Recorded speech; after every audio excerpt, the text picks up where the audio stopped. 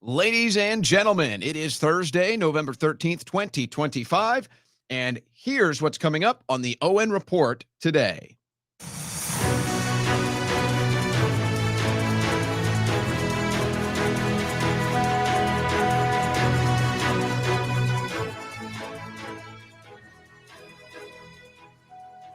Well,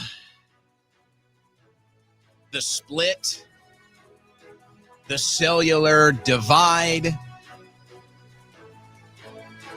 the propaganda, however you want to describe this phenomenon of the Trump world and the MAGA world separating, becoming divided, even growing in vitriol. Dare I even say outright hate happening now inside MAGA world? Might be fair to say. And this is all culminating now in Trump's lowest approval ratings since he's been president. Now, the biggest reason for this is men under 40. Where Trump used to pull the highest, now with men under 40, he's almost pulling the lowest. Now, there's other smaller demographic groups where he's pulling lower if you get more specific. But as a general mass group, men under 40, Trump is hemorrhaging support. And this is a very important development if you get into the weeds of it and you understand why. And this is not just about the polls. This is not just about President Trump. It doesn't only reflect on what this administration has or hasn't done. It reflects on where men under 40 are at right now, where their mindset is at, what they're thinking and feeling politically. So I would argue right now, the poll numbers for Donald Trump with men under 40 tanking is extremely significant. And for people in the MAGA world, maybe more importantly, for the Republican Party to ignore this and to not understand how dire things are with these poll numbers is to basically accept defeat in the midterms and wave the white flag as far as trying to win these men back. But of course, if you see what's going on inside of the MAGA world, you understand why a lot of these men are never coming back, or why now a lot of these men are being told they're not even welcome back. Funny enough. So we'll get into that. And then you've got all this news today. Don't you see? Folks, look. It's insane. It's insane what's going on. So the new foreign aid to Israel, which they actually want to increase the foreign aid. So the whole thing is being misrepresented. They're lying about the whole thing. But they want to increase the new contract for Israel's foreign aid, but they call it America First. I mean, it's hilarious. It's hilarious. So it's really, again, it's admitting defeat. It's admitting you've lost the debate. But they're not going to stop the corruption. They're not going to stop the grift. They're not going to stop the money laundering. They're not going to stop the foreign aid. So instead, they're going to try to rebrand it. It's America First foreign aid to Israel. How about some America First foreign aid from Israel to America? How about some of that? Now that would be America First. No. America First is putting Israel first. That's what they're telling you now. By the way, the shutdown bill, we kind of mentioned this yesterday, but there's an interesting development on the shutdown bill today that will tell you. It just shows how corrupt. These politicians are so corrupt, man. This should infuriate you. This should infuriate you. We've got more news out of Ukraine dealing with the corruption there. I've got some updates on the digital influence paid campaigns that you see all over X now. It's going to start coming out. Most people take the money. I don't even blame them. But now it's getting so bad that people are going to just start calling it out, folks. I was one of the few that didn't take the money, so I started calling it out early. But now it's just everywhere. The 1776 Law Center, the official legal team of the Owen Report.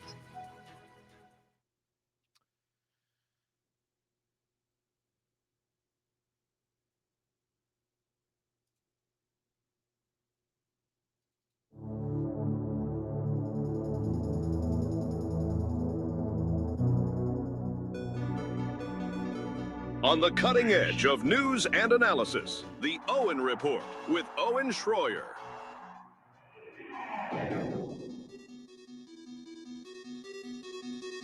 No, just stop this.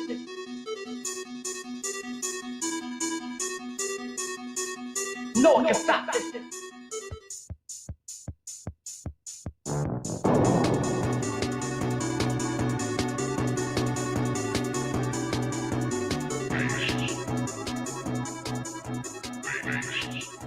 No, just stop this.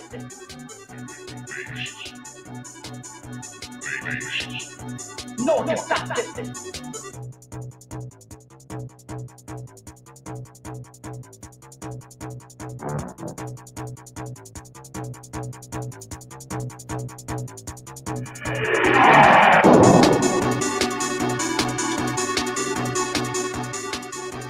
So, before I get into the news here, before we get into the content today, and I've kind of explained this before, but I want to just kind of do a mindset update. And I think a lot of people are there with me. It's this cycle we go through. And my way of dealing with this, let's say, for lack of a better phrase, my way of dealing with this or compensating for this, maybe a better word, is to just start laughing.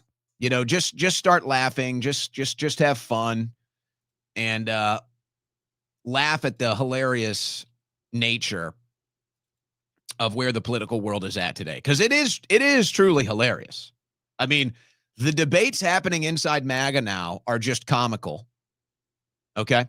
And then you've got the new attempt from the what should we call them? The woke right, the Johnny come lately fake MAGA, fake America First Patriots. We all know, we all see the divide happening. It's, you know, we all see it. And so now their newest, this is crazy. Their newest thing is they've pulled a piece of fabric from Hitler's couch. I'm sorry, it's just so ridiculous. Guys. Oh, did you see it? It's all over the news today. It's all over the news today. And hey, maybe this will distract you from the Epstein debacle. Maybe this will distract you from the new Epstein emails. Maybe this will distract you from the Epstein cover-up. Maybe this will distract you from the FBI being a complete letdown in the Trump administration. Maybe. I'm sure that's the purpose here. They've pulled a piece of fabric from Hitler's couch. It's like, what even motivated this? Somebody thought to themselves, I'm going to go find Hitler's couch, and I'm going to go cut a piece of fabric off of it, and then I'm going to do a blood test or a DNA test. And they've reached the conclusion that Hitler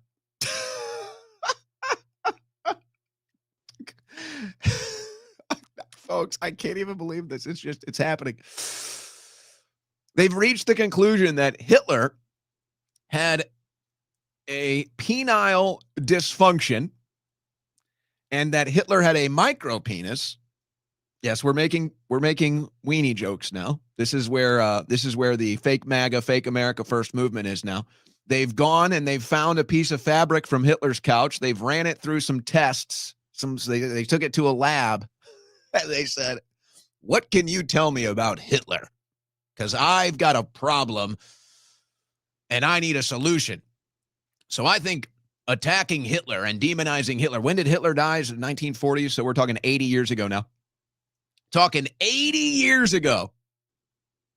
We just can't get out of this post-World War II policy. We just can't get out of the post-World War II mindset. We can't get out of the post-Cold War policy, the post-Cold War mindset. It's so pathetic. But you can feel it. It's like there's this drive It's like there's this spirit, there's this motivation to finally break into the 21st century. And it's still the World War II, Cold War era policies, mindset, attitude that are holding us back. Now, it's all by design so that they can steal your money and corrupt your country and destroy your future. But this is how desperate they are. This is how desperate, and I'll put this down and I'll cover the news and we'll get to the normal content. They have pulled a piece of fabric from Hitler's couch and they've taken it to a lab, and they want you to know that Hitler had a small weenie. And so therefore, I guess the conclusion to be reached, obviously, is that if you don't support Israel, then you have a small wiener. Well,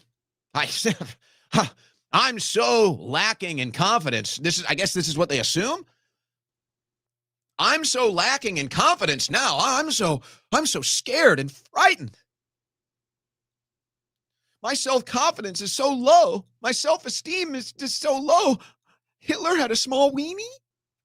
So if I don't support unpopular foreign policy, if I don't support putting Israel first, does that mean I have a small weenie too? This is what people will think about me? Oh my gosh. Oh, I can't have that. Is this where we're at? I can't wait to see what you guys pull next. Honestly, I don't think anybody could have seen this one. Hitler small weenie. Who had that on their bingo card? Who had that as the new inject into the foreign policy debate? That'll bring the victory. What are they going to do next, folks? I don't know how crazy it gets. I don't know if it can get crazier than that. Hey, we're really losing the debate on foreign policy. Hey, the approval ratings for Israel are tanking. What should we do? Oh, I know. Let's go cut a piece of fabric from Hitler's couch, and then let's say we ran some lab tests, and it proves that Hitler had a small wiener. And so therefore, if you don't support foreign policy that is Israel first, therefore you also have a small wiener. That'll do it. That'll help us win the debate. So I'm scared now. I can't have people thinking that. So there it is, guys. This is the big victory. Hitler had a small wiener. So you better support the unpopular foreign policy. Let's see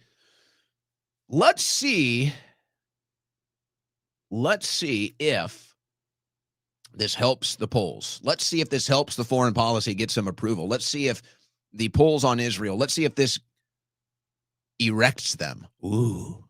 Will this erect? Will the Hitler small wiener headlines erect the polls on Israel? We shall find out. We shall find out. But you know what? I'm going to be pretty confident in guessing that the answer to that is no. Just a guess, just a hunch. I don't think this one is going to work for them. I don't know. I guess we'll see. But it's not looking good. Not looking good from my standpoint. I don't think this one's going to work. It actually makes you look so pathetic. It makes you look so desperate. And it's hilarious. I mean, really, we are in the MAGA sitcom now. So it's like yesterday I was really fiery, and yesterday we came in hot, came out guns a-blazing. And now today I'm just laughing. I'm just laughing hysterically at the sitcom that MAGA has become. It's so pathetic. But you know what's actually pathetic? And let's get serious for a moment here and then get into today's show. This is what's actually pathetic. This is what's actually sad. And maybe this is by design. Maybe this is the whole purpose of all of this. But you see what we're not talking about? And so I continue to see these attacks. It's the same people versus the same people. You see the attacks. Tucker Carlson, Candace Owens, Nick Fuentes. It's just all day. It's just all day MAGA attacking them, or fake MAGA, or whoever it is, the fake America First, the fake conservatives, the foreign lobbyists, whatever this thing is. We all see it. Whatever this phenomenon is, we all see it.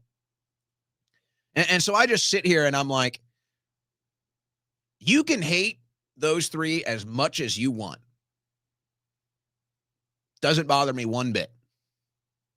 And it doesn't seem to bother them either, because they're bigger than ever.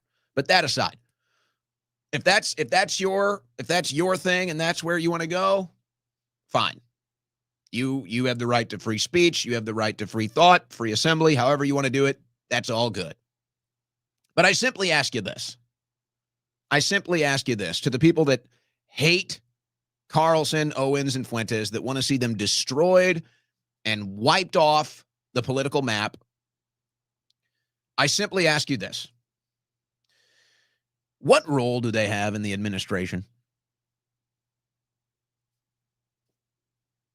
Yeah. The answer, of course, is none. None. So why do you care so much? Why are you so desperate? What are you so afraid of? I just don't get it. And you have to understand, this reflection that you're hearing right now, this response to the phenomenon we're all witnessing right now with these hit campaigns, these smear campaigns, this is how most people feel about it. They're probably unemotional towards any of these individuals involved. They're unemotional to the people that are doing the attacking. They're unemotional to the people that are being attacked. They're unemotional. They're indifferent. But they see this and they are confused because they're saying, why are you attacking these people? They are not in the administration. Why are you so desperate to destroy these people? It doesn't make any sense. So you're not helping anything. You're not helping anything. And eventually, you're going to have to answer the questions as to why. And you can make the same excuses that you've been making for the last whatever months. Oh, they support this or they said this. It's not going to work. In case you have noticed, it hasn't worked yet. That's why you're doing Hitler couch fabric tests. That's how desperate you are. So eventually you're going to have to answer the why. And when you try to parrot the same talking points that have failed you for the last month or two, where are you going to go then? Because you have to understand this about American politics.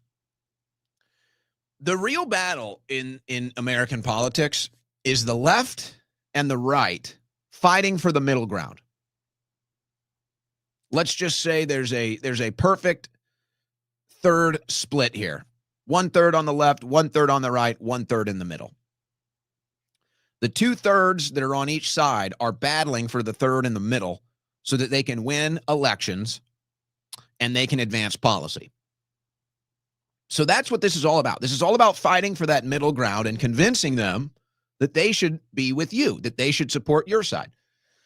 And what you're doing right now is you are pushing the people in the middle back to the left. The same people in the middle that would have been looking to their right, considering right, probably just voted Republican, they're now watching your insane behavior, your erratic behavior, your unexplainable behavior. And now they're going left. And you just saw it in the election results. You can see it in all the polls. So at the end of the day, when this whole thing collapses and Republicans lose elections, people are going to be looking at you asking questions. And if you just say the same crap you've been saying for the last couple of months, it ain't going to work. It ain't going to work. And the real fighters, and this is the craziest part of it to me, that they just don't understand it. You have purged all of the real fighters from this movement. In fact, it's almost impossible to find a January 6er that likes you guys. And even the ones that are trying to stay with you and trying to stay positive and trying to keep things up, even they are starting to lose their patience with you. Those are the fighters. Okay? Those are the fighters. But now you are going to purge them all from the movement, and the left is going to come for you now. And what do you think is going to happen then? Are you going to be ready then? Are you going to be ready to deal with the lawfare? Are you going to be ready to deal with the censorship? Are you going to be ready to deal with the political persecution?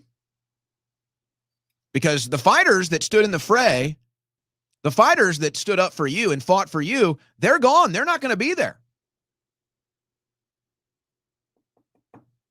And even though this entire development was a necessity in American politics, this whole thing is an organic, natural evolution of American politics.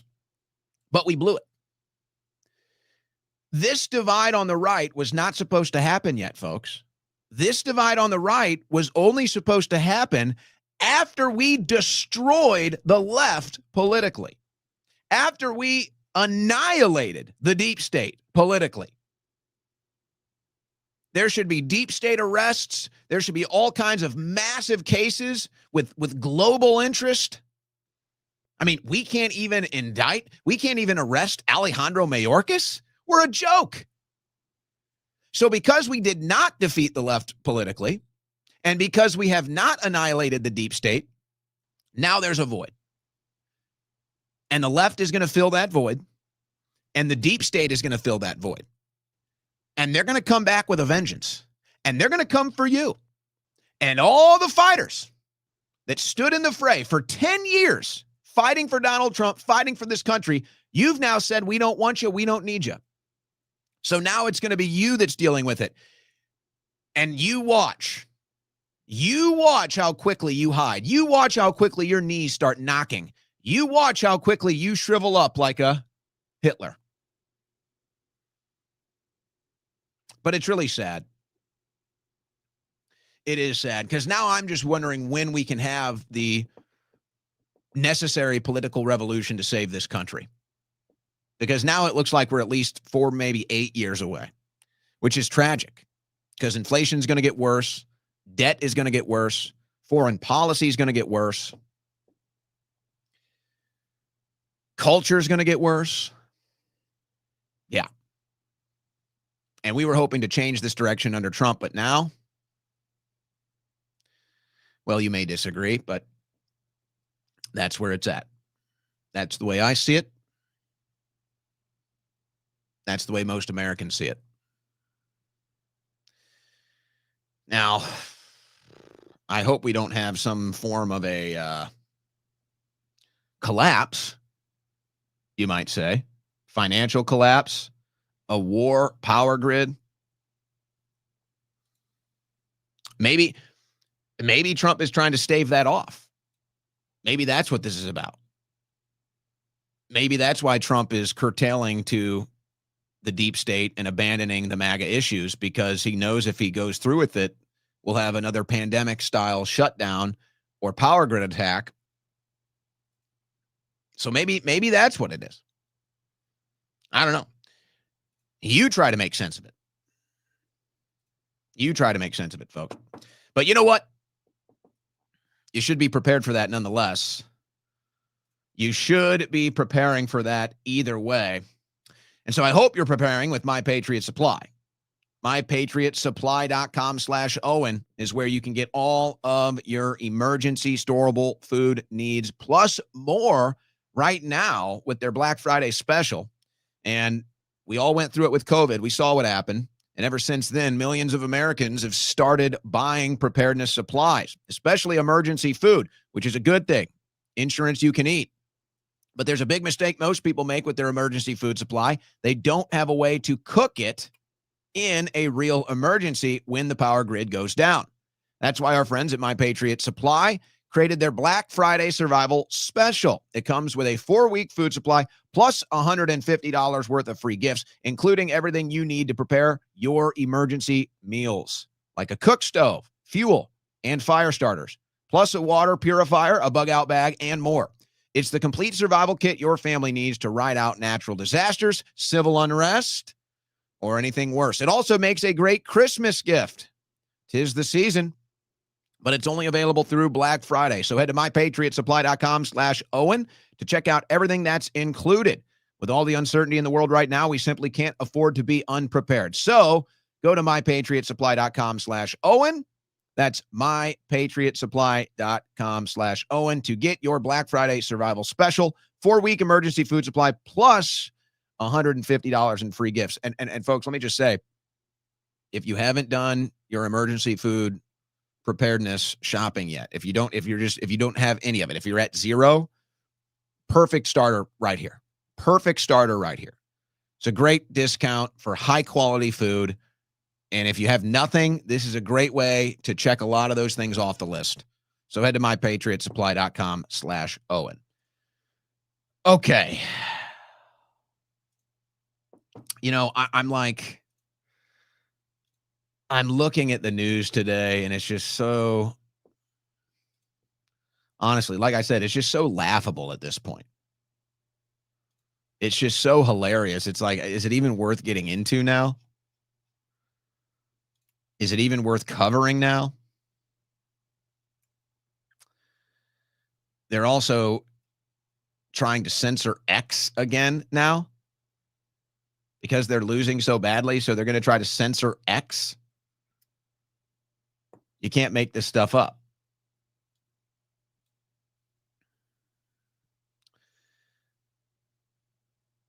So it's back-to-back weeks now that you find stories calling for the censorship on X, begging, pleading, demanding, you might even say, that Elon Musk censor X. Specifically, they want, I bet you can guess the names, specifically they want Carlson, Fuentes, and Owens banned off of X. And 2 weeks straight, they've been writing pieces demanding Elon Musk censor them from X. Good for Elon Musk for not giving in. Yet. I don't think this deal is over, though. I don't think this fight is over yet, folks. Now, before we get into that, let's just get into some of the general stories today. Last-minute addition to shutdown bill sparks GOP anger. Plan to repeal. Folks, this is just a disaster. Did you hear about this? This is actually adding insult to injury here. And it just shows what scum our politicians are. It just shows what slime, what sleaze we have in Washington, D.C. And this is the Republicans here. A last-minute provision added to the bill to end the record-breaking government shutdown has triggered scrutiny from a number of Republicans, with the House Speaker saying moves are in the works to repeal the measure. Yikes. The provision, added by John Thune, will allow senators to sue the federal government for up to $500,000 over searches of their phone records tied to the January 6th investigation.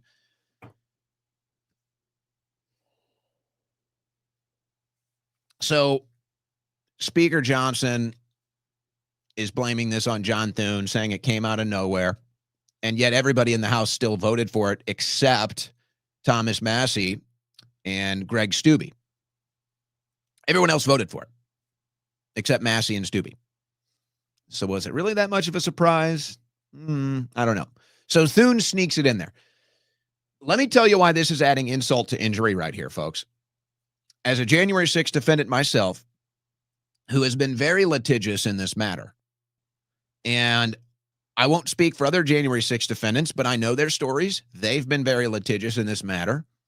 And there have been multiple different attempts and angles and ways to try and get some action from the Trump administration on January 6th justice.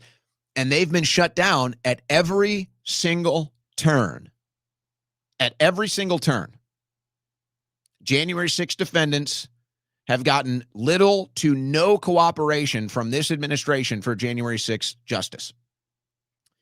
In fact, there were multiple FOIAs filed in recent weeks just to try to get information about January 6th. Because, you know, we hear about the federal involvement and all this other stuff. There have been multiple FOIAs sent to the administration, the DOJ, the FBI, just to get information. Not even legal action. All the legal action has been rejected. all the legal action that the January 6th defendants have tried to move forward with and get some help from the administration, it's all been rejected. So now they file FOIA requests just to get some information, and they're rejecting the FOIA requests. They're not even allowing us information. And then they're going to say that the senators that got spied on are entitled to $500,000 before the January 6th defendants that spent years in prison get anything? Do you see why I told President Trump last week he needs to fire everybody? Do you see why I told President Trump last week that he needs to tell John Thune that if he doesn't get his act together, he's going to call for Rand Paul to be the new Senate leader? This is disgusting. You sleazebag senators trying to do a money grab, knowing that they have to pass this bill, knowing that they have to reopen the government, and you can just slide this thing in. You can just slide this thing in at the last minute to try to get yourself a $500,000 paycheck because Jack Smith spied on you, but nothing in there for January 6th defendants. And you're such cowards. You're such cowards that you won't even arrest Jack Smith. So, he illegally spied on us. He committed crimes against President Trump. Well, why don't you go arrest him then? Because you're cowards. Because you're frauds. Because you're all a big, giant letdown. And now you're going to add insult to injury? The January 6th defendants already reeling? Some of them committed suicide. Some of them had their lives upended. Some of them missed the birth of their first child. Some of them missed the death of their parents. Years in prison, solitary confinement, torture. And you sleazebags, you slimy scum, are going to slide in a paycheck for yourselves before you make a single arrest or allow the January 6th defendants to even get a case moving forward? You're disgusting. You're despicable. And when you lose in the midterms, you will deserve it. And it's sad because the country doesn't deserve this. The people don't deserve this. The American people don't deserve this. You do. But you don't care. You don't care about the American people. And maybe you never did. One of the sleaziest things I've ever seen from John Thune. This man is a sleazeball. This man is filth. So yeah, we should be disgusted by this. What's more disgusting, though? What's more disgusting?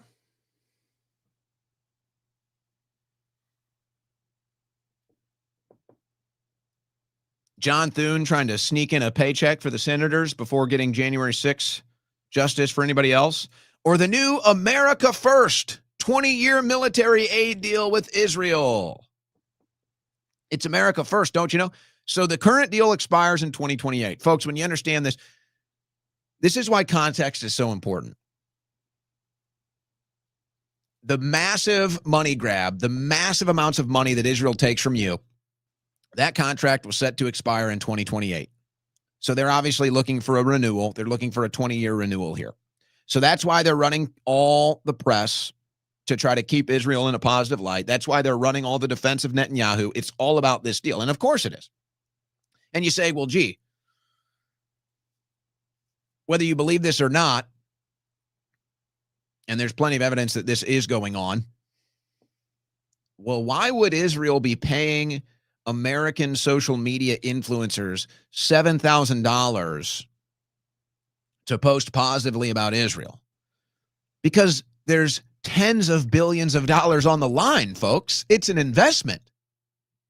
And if they can get this 20-year renewal for another $30-40 billion, then that's a nice return on investment. So yeah, of course the Israeli lobby is willing to spend a couple $1 million on social media influence campaigns, because if they do a good job, they'll get another $30 billion, $40 billion contract as a return on investment.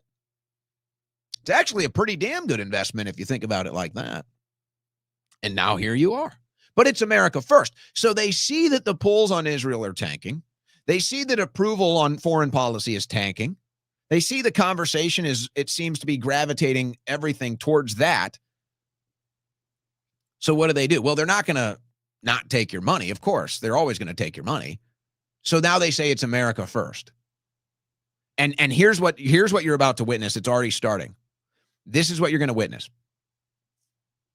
And it's going to be, and you watch, every person that says this in the next week or month, go look back. I guarantee you every single one of them took a trip to Israel.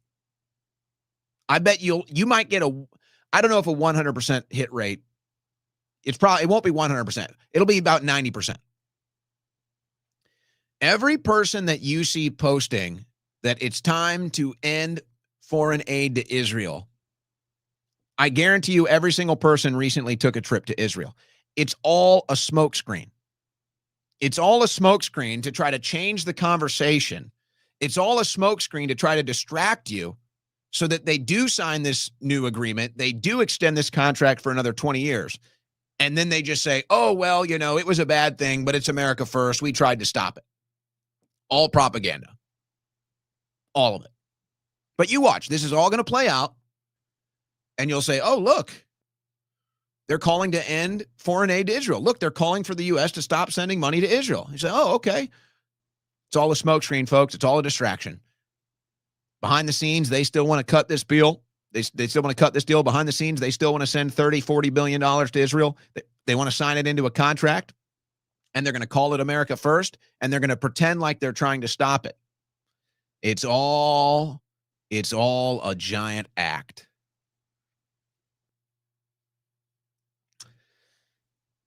But you know what? You guys have no idea what's going on. You can't read a room. You can't read the thermometer. You think Americans are disenfranchised now? You think the issue with Israel is bad now? Most people didn't even know about Israel a couple of years ago. Most people didn't even think about Israel. Most people didn't know about the foreign aid, the military aid. It wasn't even an afterthought. It wasn't even a thought. But now, oh yeah. Wait till you see the response from the disenfranchised, broke, struggling financially Americans when they see that Israel, who is attacking 7 different land masses, 7 different countries right now on our dime, on our watch, won't go defend the Christians in Nigeria, by the way, killing Christians in the Middle East, by the way, sending us bad intelligence to trick us into going into the Middle East, by the way. This has all come out now. All the Americans are aware of this now, too. So it's easy to get away with this stuff when nobody knows about it. It's easy to get away with this stuff when nobody's talking about it. Now everybody knows about it. But what's even worse is people are broke. People are struggling financially. And now when they see this deal and they see here comes another 10, 20, 30, $40 billion for Israel, you think it's bad now? This is going to be like spitting in the face of Americans. If you think it's bad now, this is going to lead to beyond the resentment you see now. This is going to lead to outright vitriol. And I would tell you that if you think branding it America First is going to somehow soften that blow, if you think branding this America First is going to somehow create a safe landing spot for you here, it's actually going to make it worse. It's yet again, it's adding insult to injury. That's kind of becoming the theme, actually, isn't it? I feel like that's becoming the theme here. It's just everything is adding insult to injury. So here's President Netanyahu. Maybe that's what we should start calling him now. And I love this whole thing, too. It's like, oh, stop talking about Israel. Dude, I would love to. I would love to stop talking about Israel. I would love to. But you know what? They're the main benefactor of our foreign aid. They're the main benefactor of our military aid. They're spending more money on social media influence than any other country. They spend more money on Congress than any other country. And it just so happens that Netanyahu does more interviews in American media than any other world leader. And I don't even think there's a scoreboard. I think it's Netanyahu. I don't think, is anyone else even on the scoreboard? It's like Tucker does one interview with somebody from Qatar and they act like it's the biggest thing ever. or like there's some Polish representatives that do a media appearance in American media like maybe once, twice a year. When they come visit the White House, they'll talk to the press, but no.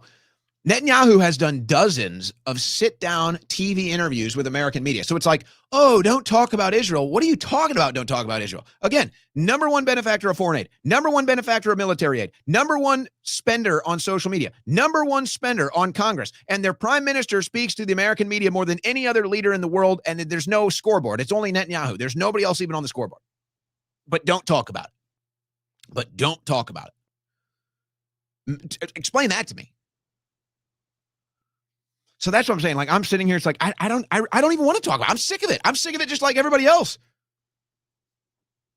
But, we're trying to save our country here. We're trying to fix the country here. And so whether you love Israel or not, Israel is not part of America. It's just not. And Israel's issues are not our issues. They're just not. And this deception and this propaganda to try to trick you into believing that these things are true, it's insulting, it's demoralizing, and it's hurting your cause. And it's just like, I got this. He goes on with Axios, Erin Molan. I don't know who this woman is. I've seen her around. Does she move anything in the political world? And she gets Netanyahu. It's like, I don't even want to play the clips. I'm so sick of it, folks. I'm so sick of it. I've got the fatigue just like everybody else, but it's just like, if one person keeps, flicking you in the ear, you're going to address the person that keeps flicking you in the ear. It's like, well, why are you addressing it? He keeps flicking me in the damn ear. It's like, I'm sick of it too. I'm sick of this guy flicking me in the ear. I'm sick of having to turn around and look at him. I'm sick of having to complain about this guy flicking me in the ear. But it doesn't stop. It's like, I'm so sick of it too. It's like, do I even want to play this clip? This is Netanyahu, but this is their attempt. This is their propaganda. This is how desperate they are. Listen to what Netanyahu tells Erin Moran in their interview. This is him defending the new America First Israel aid, by the way. Oh, I'm sure that's just coincidental timing. After Israel's fighting to secure another $40 billion of your money, spending hundreds of thousands on social media influence to convince you it's America first. He lines up this interview to make sure you know how important this bill is to you. And listen to this message he has. Listen to this message that Benjamin Netanyahu has for you. And if you want to find the source of the woke right, ladies and gentlemen, if you're looking for the source of the woke right, look no further than right here with Benjamin Netanyahu. The one is that anti-Semitism usually collapses societies. It's not usually, always collapses societies, because it starts with the Jews, and then it goes to the blacks, and then it goes to the gays, and then it goes to the Hispanics, and so on. And you just collapse societies. So the other one is that anti-Semitism usually collapses societies. It's not usually, always collapses societies, because it starts with the Jews, and then it goes to the blacks, and then it goes to the gays, and then it goes to the Hispanics, and so on. And you just collapse societies. So let's translate that out of this woke speak. Let's translate that. And is this a threat, or what does he say? If you don't support Israel, your society will collapse. That's what he's saying. If you don't extend this military aid contract with Israel, U.S. taxpayers paying $40 billion to Israel for the next 20 years, if you don't support that, then your country will collapse. It's like, that's what I'm saying. If you're an American and that doesn't offend you, then I don't think you're an American. If you're an American and you have this war criminal, this blood-drenched war criminal who's not even popular in his own country, by the way, if you're an American and this blood-drenched war criminal liar is telling you if you don't support his foreign country, this tiny little country in the Middle East, that if you don't support his country, that your civilization is going to collapse, if that doesn't offend you, if you don't have some sort of a spiritual response to that as an American, then I question your patriotism. I question your status as an American if that doesn't infuriate you. And that's why it's like every time Trump appears with this guy and supports this guy and stands up for this guy and writes letters for this guy and tries to save this guy's life, meanwhile, Americans are suffering. It's just, it's worse and worse and worse. So it's like, you have to reach logical conclusions. You have to use deductive reasoning to reach logical conclusions. How do you make sense of it? How do you make sense of this from Trump? It's an honest question. Is it a blackmail situation? Is Trump intentionally doing this? Is Trump intentionally falling on the sword here to expose what corruption is coming out of Netanyahu and his regime? I'm trying to make sense of it, folks. But there's Netanyahu. He tells you, Netanyahu tells you, the American, if you don't support Israel, your country will collapse. And if that doesn't offend you, I don't know what to say. I don't know what to say if that doesn't offend you. It's extremely offensive to me. But it feels like it won't even matter. Feels like it won't even matter. They'll get the deal. They'll get another $40 billion. You'll continue to support, Christians, pro-lifers. You'll continue to support Israel killing hundreds of thousands of people, doing whatever the hell they want on your money. And if you don't support that, you're bad and your country will collapse. Because obviously there was no America before Israel. I mean, obviously there was no America before we started funding Israel. Obviously there was no America before we started supporting Israel financially and militarily. There just wasn't. We just didn't have an America. There was no American greatness until Israel came along. Oh, man. So it really just feels like a waiting game now. It really just feels like a waiting game now. And you've got multiple weeks in a row where the Jewish Insider is demanding Elon Musk censor Candace Owens, censor Tucker Carlson, censor Nick Fuentes. Here's a great spokesman for Israel, though, Josh Hammer. This is really, if you're looking for a good spokesperson to represent your cause, Josh Hammer is the guy you want to call. I can't think of a better face.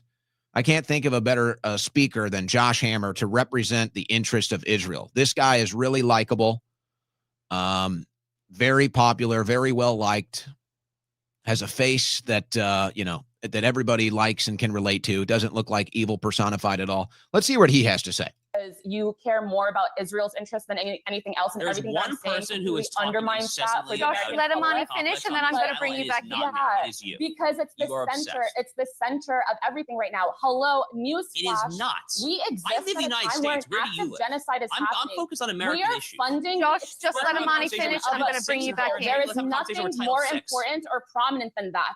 You keep talking over me because you don't want people to hear the truth. Our tax money is being used predominantly to fund the extermination of a people on the other side of the world. And it's being done Okay, by Amani, the I'm going country to... that you are positioning So as stupid. above the Kindergarten talking interests of the points. American people. That's what's happening here. And Okay, yes, Amani, it is I'm the most gonna- important point of our current political system. Okay, I'm going to move us on there. Josh, a quick response from you to give you the right of reply, and then I'm going to refocus again back specifically on this mayoral election campaign and what it means for the Democrats. The right of I find reply. it far- He has the right to I defend himself. find it- Go I find ahead. it utterly You've had way farcical. more, Amani, way more arrogance please than I just have, let but Josh- go ahead with your other talking points. Josh has the right to respond to your Because comments. consider the Josh, go possibility of ahead. talking points are really stupid. Ma'am, That's why I'm they're sorry, there. but Like, you I mean, didn't. You my have not interlocutor stopped is just Josh from brazenly speaking obsessed. over me. I have every single indeed. time he's interrupting you and responding, but We're you giving stopped me everyone from fair time. interrupting him. We're giving everyone fair time, Amani. So just a moment. Let's let not fair Josh time, respond. but go ahead, Josh. Let's pat Josh on the head. Go ahead and share your opinion. But we on Okay. Counterpoints give everyone the right to speak. So we need to get Josh's response to your comments. we Josh, know he needs the right to defend himself. Go ahead. everyone deserves it. Josh, go ahead. So I don't know what's crazier about this clip. The fact that anybody would ever invite Destiny onto their show. But what is exactly what is Hammer saying is not true here? I'm a little confused. money is being used predominantly to fund the extermination of a people on the other side of the world. And it's being done Okay, by Amani, I'm going to... that you are positioning So as above stupid. the Kindergarten talking interests of the point. American. That's so stupid. It's a kindergarten talking point. So I'm just trying to get this straight. So did Israel not kill 70,000 Palestinian people? Did that just not happen? Is that what you're saying? Because that did happen. And that did happen with the United States backing financially and militarily. So, I mean, I don't know much about this lady speaking, but are we saying that that didn't happen? Are we saying that the United States does not support Israel militarily, does not support Israel financially, and that Israel didn't just kill 70,000 Palestinians? Is that what you're saying? When you roll your eyes and shake your head and furrow your brow, is that what you're saying? Because actually all of that is true. Now, if you want to argue that Americans don't care or aren't talking about it, I mean, I guess you could have that debate. But they are. So, but fine. I'll maybe Americans don't care. Maybe they're not talking about it. All right. I'll sacrifice that point. I'll leave that up for interpretation. I'll leave that up for debate. But are you telling me now? Are you telling me that we don't support Israel financially and militarily and they didn't just kill 70,000 Palestinians? Is that your argument? Because if that's your argument, you're just a liar. And if you're lying about that, what else are you lying about? And if you're willing to go on television and commit a bold-faced lie like that, what type of scumbag are you? But actually, Josh Hammer is really popular right now. I mean, he's really rising the ranks of popularity in U.S. politics. I don't even know where he came from. He surged out of nowhere. Probably because he's such an incredible talent. You know, probably because he's a really good-looking guy. He definitely has a face for TV. You know, he's got one of those faces that just glows on TV. It just glows. You know, he's kind of got this resting face of just smiling innocence and glory. You know, that's the face he has. So he probably rose to prominence because of how talented he is, how good looking he is, how filled with the Holy Spirit he is. I'm sure that that's how he rose out of nowhere. And maybe I'm just misinterpreting what he said there. And now they're sending their normal hacks up here. Lizzie Savetsky, Aaron Wexler. They both did like these long form videos scolding white men, you know, why they need to support Jews and why they need to support Israel. I mean, the whole thing is just comical now. So it's like, I can come on here and laugh about this and have a good time. And it is hilarious and it is funny. But there's this kind of like dark side to it where you realize that, oh, this is actually happening. We're losing our country. Oh, this whole MAGA thing, this whole Trump administration has gone completely off the rails and it's a disaster now. So it's like, hey, I could just come on here and have fun. We could come on here and have fun and laugh at these people and play their clips and look at what hilarious developments happen every day in MAGA. But it's like the backdrop is record high debt. The backdrop is we're not ending wars. The backdrop is more foreign aid, more military aid. The backdrop is the cost of living is going up. The backdrop is no deep state arrests. So it's like, it's funny. It's like, yeah, we can have a laugh and look at the craziness in the political world and have a good time, but the backdrop is extremely dark. But I was covering this yesterday, and, you know, a lot of people in MAGA are complaining about the Al-Qaeda leader that went to the White House. And it's funny because, you know, they complain about that, and they're stunned by that, which they should be, obviously. But it's just like they don't get it. Like, they don't get how off the rails this administration is. And here's what else I've realized, too. And I've kind of talked about this before, but I've got a new way of phrasing it as I did here. So Cam Higbee, I don't know how long he's been around. I'm sure he's a nice guy. I don't know him. But he kind of popped up recently. And I do believe he's gone and traveled, actually, with the IDF. I think he's done a media tour with the IDF. I think that's what that picture on his profile account is there. So he's a big supporter of Israel, and that's fine. I have no problem with that. We can debate it. That's your stance. But he's kind of risen lately, and he's big into the pro-Israel side here, and that's kind of where he's making his hay right now. So they the only issue that they have with Trump now is that he's invited the former Al-Qaeda leader to the White House. But it shows how politically immature these people are. It shows how these people like Cam Higbee have not even hit political puberty yet. They're totally immature. They're like children politically. So I responded here because he's shocked. He's stunned. How can they have an Al-Qaeda leader at the White House? So I responded. I said, look, we thought many of you had matured after 2016 and 2020, but clearly you're still the equivalent of political adolescence. I should have said prepubescence, actually, would have been more accurate here. The man at the White House was an intelligence asset. Also, look up Operation Paperclip while you're at it. Welcome to the real world. Join us when you're ready. Okay. So somebody responds and says, Muslim terrorist apologist. Owen thinks he's right a fourth time. This writes itself. Okay. So I don't know how any of this is Muslim terrorist apologist. But then, okay, I'm the bad guy here. So I responded, I'm not the one that invited him to the White House. So do you see the entire mental disconnect here? The entire mental retardation here of shooting the messenger. It's like, hey, I'm not the one that invited him to the White House. What are you attacking me for? I'm not the one making decisions in the White House leading to Trump's record low approval ratings. These people shoot the messenger. And in fact, I don't know if DMT wants to come on today because we were kind of talking about this. But I'll tell this story and we'll take our first hour break.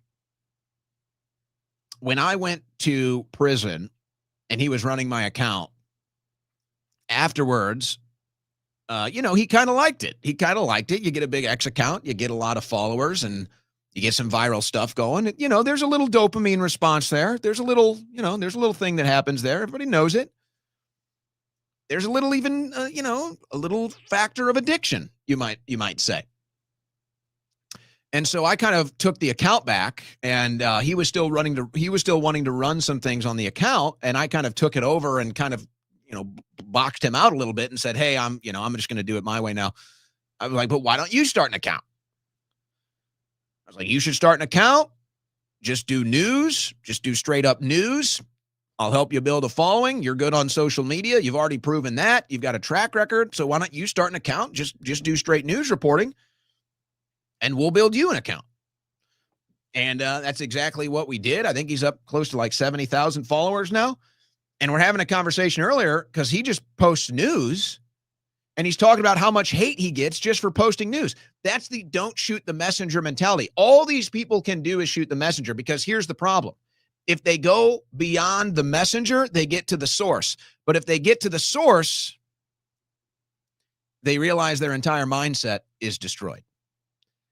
So they shoot the messenger because they don't want to get to the source. Because if they get to the source, they realize that, oh, the source is the guy that I support. Oh, the source is these people that I support. Oh, the source is the policy that I support. All the sources are what they support. So they shoot the messenger instead. Because they want to live in denial. Because they want to pretend they're children. Or maybe they are just political children. So that's what you have there. Ah, man, I've got more news out of Ukraine. I've got some of this craziness. But again, I'm kind of just like, I really just want to laugh at it all today. I really just want to make fun of it all today, how stupid it is. Maybe we'll do that. Maybe we'll just open phone lines.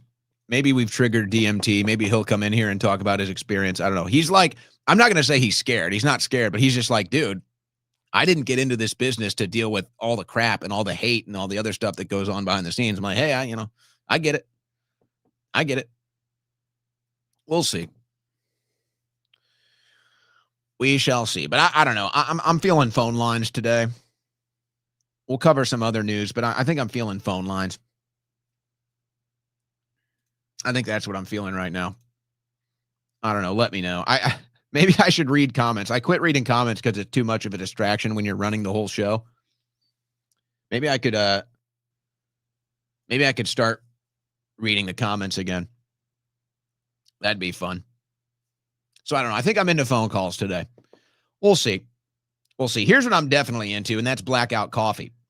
And I had a bit of a wild day.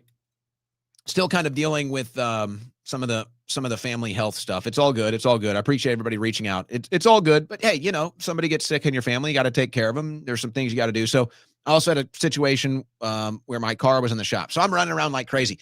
The instant coffee, it's just the greatest thing ever, man. I can't talk about it enough. I seriously can't talk about it enough because who has the time? Who has the time when you're running around like a crazy person to brew a pot of coffee? You got to wait for it to brew, and then it's too hot to drink. And so the whole thing is like 10, 15, 20 minutes. It's like before you can even get that coffee gold, that black gold known as coffee from blackoutcoffee.com. I can't wait 20 minutes. I need it now. I need instant gratification. I need instant coffee. And that's why I go to the premium instant coffee at blackoutcoffee.com. Go to blackoutcoffee.com/Owen, folks. 20% off. 20% off your first order right now. So if you're like me, you got a high impact life, you got a high velocity life, you're moving, you're shaking fast, rapidly. You don't have time to wait for a pot of coffee. You wish you did. That's for the weekend warrior. You need coffee instantly. You need to go to blackoutcoffee.com/Owen. Try their premium coffee. I can tell you right now, I've tried a bunch of premium coffees in the past. They're all watered down. They don't give you that bold flavor. Some of them don't even taste like coffee. It just doesn't hit. It just doesn't satisfy. You will not have any of those issues with premium instant coffee from Blackout Coffee. And you know what I think it is, actually? The instant coffee tastes so good. It tastes so just like the normal pot of coffee that it almost like the pot of coffee almost becomes like an afterthought. It does. But what ends up happening with me is I drink the instant coffee during the week, and then I'll wake up. It's usually on Saturday. I'll try to not drink any coffee because it's just like it gets to be too much. And then Sunday, what'll happen is I'll brew a pot first thing Sunday morning, and then you do drink the coffee, the Blackout Coffee. My favorite, their premium dark roasts. That's my favorite. And then you do drink that, and you're like, okay, now I remember. This is why we go with the pitch black espresso dark roast. But the premium coffee is fantastic. Blackoutcoffee.com/Owen. Try all their different coffees. They have single serve pods, 30 different flavors, the premium instant coffee, the full bags of coffee, the light roast, the medium roast, the dark roast. They're all great. Blackoutcoffee.com/Owen. Use coupon code Owen at checkout. That's coupon code Owen at checkout for 20% off your first order. Take advantage of that. 20% off your first order. Coupon code Owen. Blackoutcoffee.com/Owen. All right. First hour in the books. We'll come back. I think open phone lines. I don't know. The news, I can't do it. I really want to laugh. I want to hear what you're thinking too. You know, I'm interested to hear from you. I don't know the last time we took calls. Did we do it earlier this week? Maybe a couple, but not many. So maybe early phone lines today. Maybe we'll do early phone lines today. You're listening to the Owen Report on the Win Network.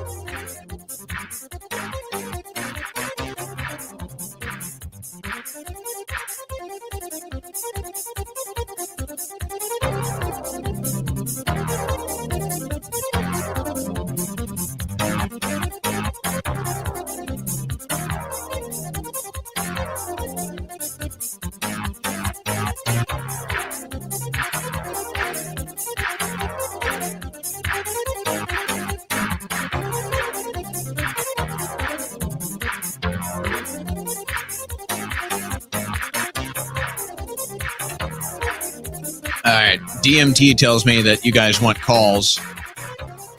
Or is he just saying that because he doesn't want to go on? Navigating between the sane and insane. It's the Owen Report with Owen Schroyer. Hey, that's me.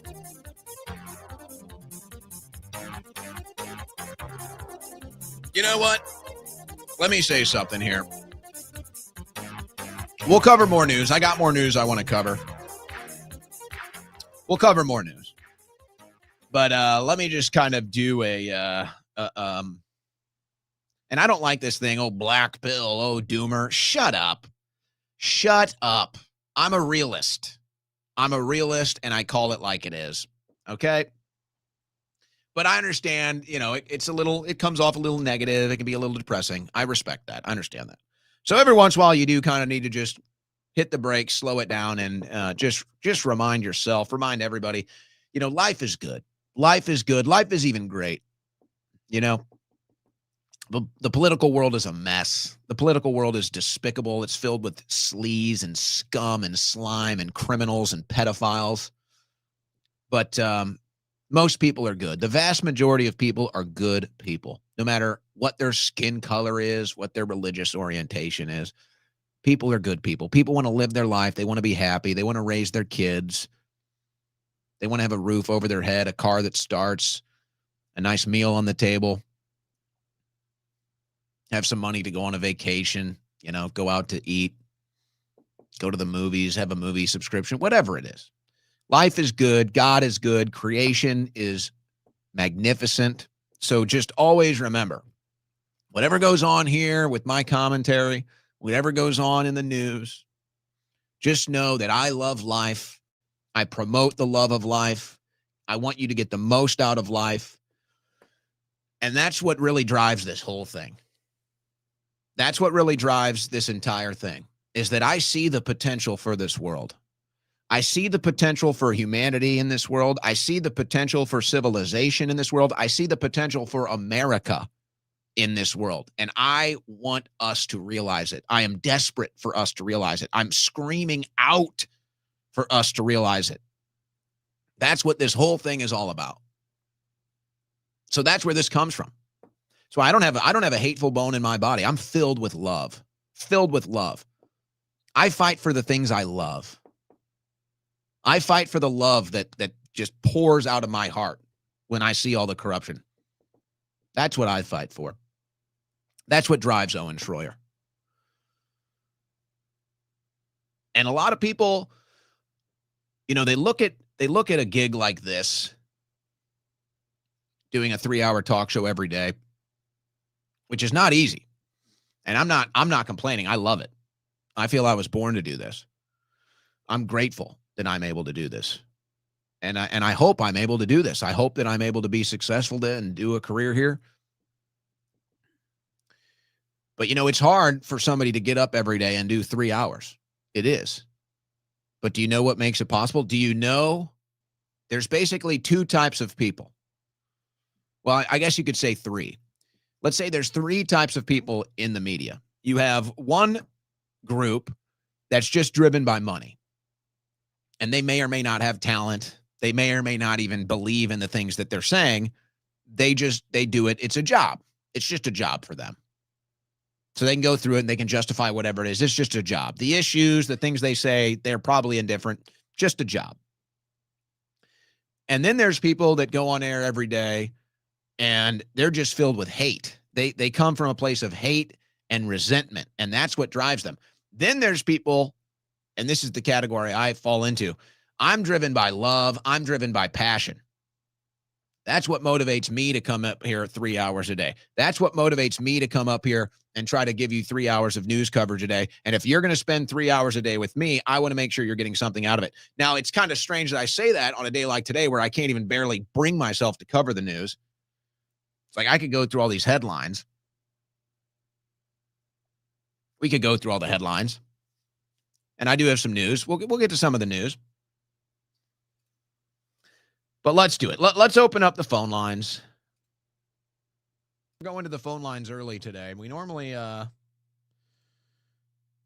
We normally wait till the third hour, but we're going to go early today. So let's do it. Let's open up the phone lines. Boom.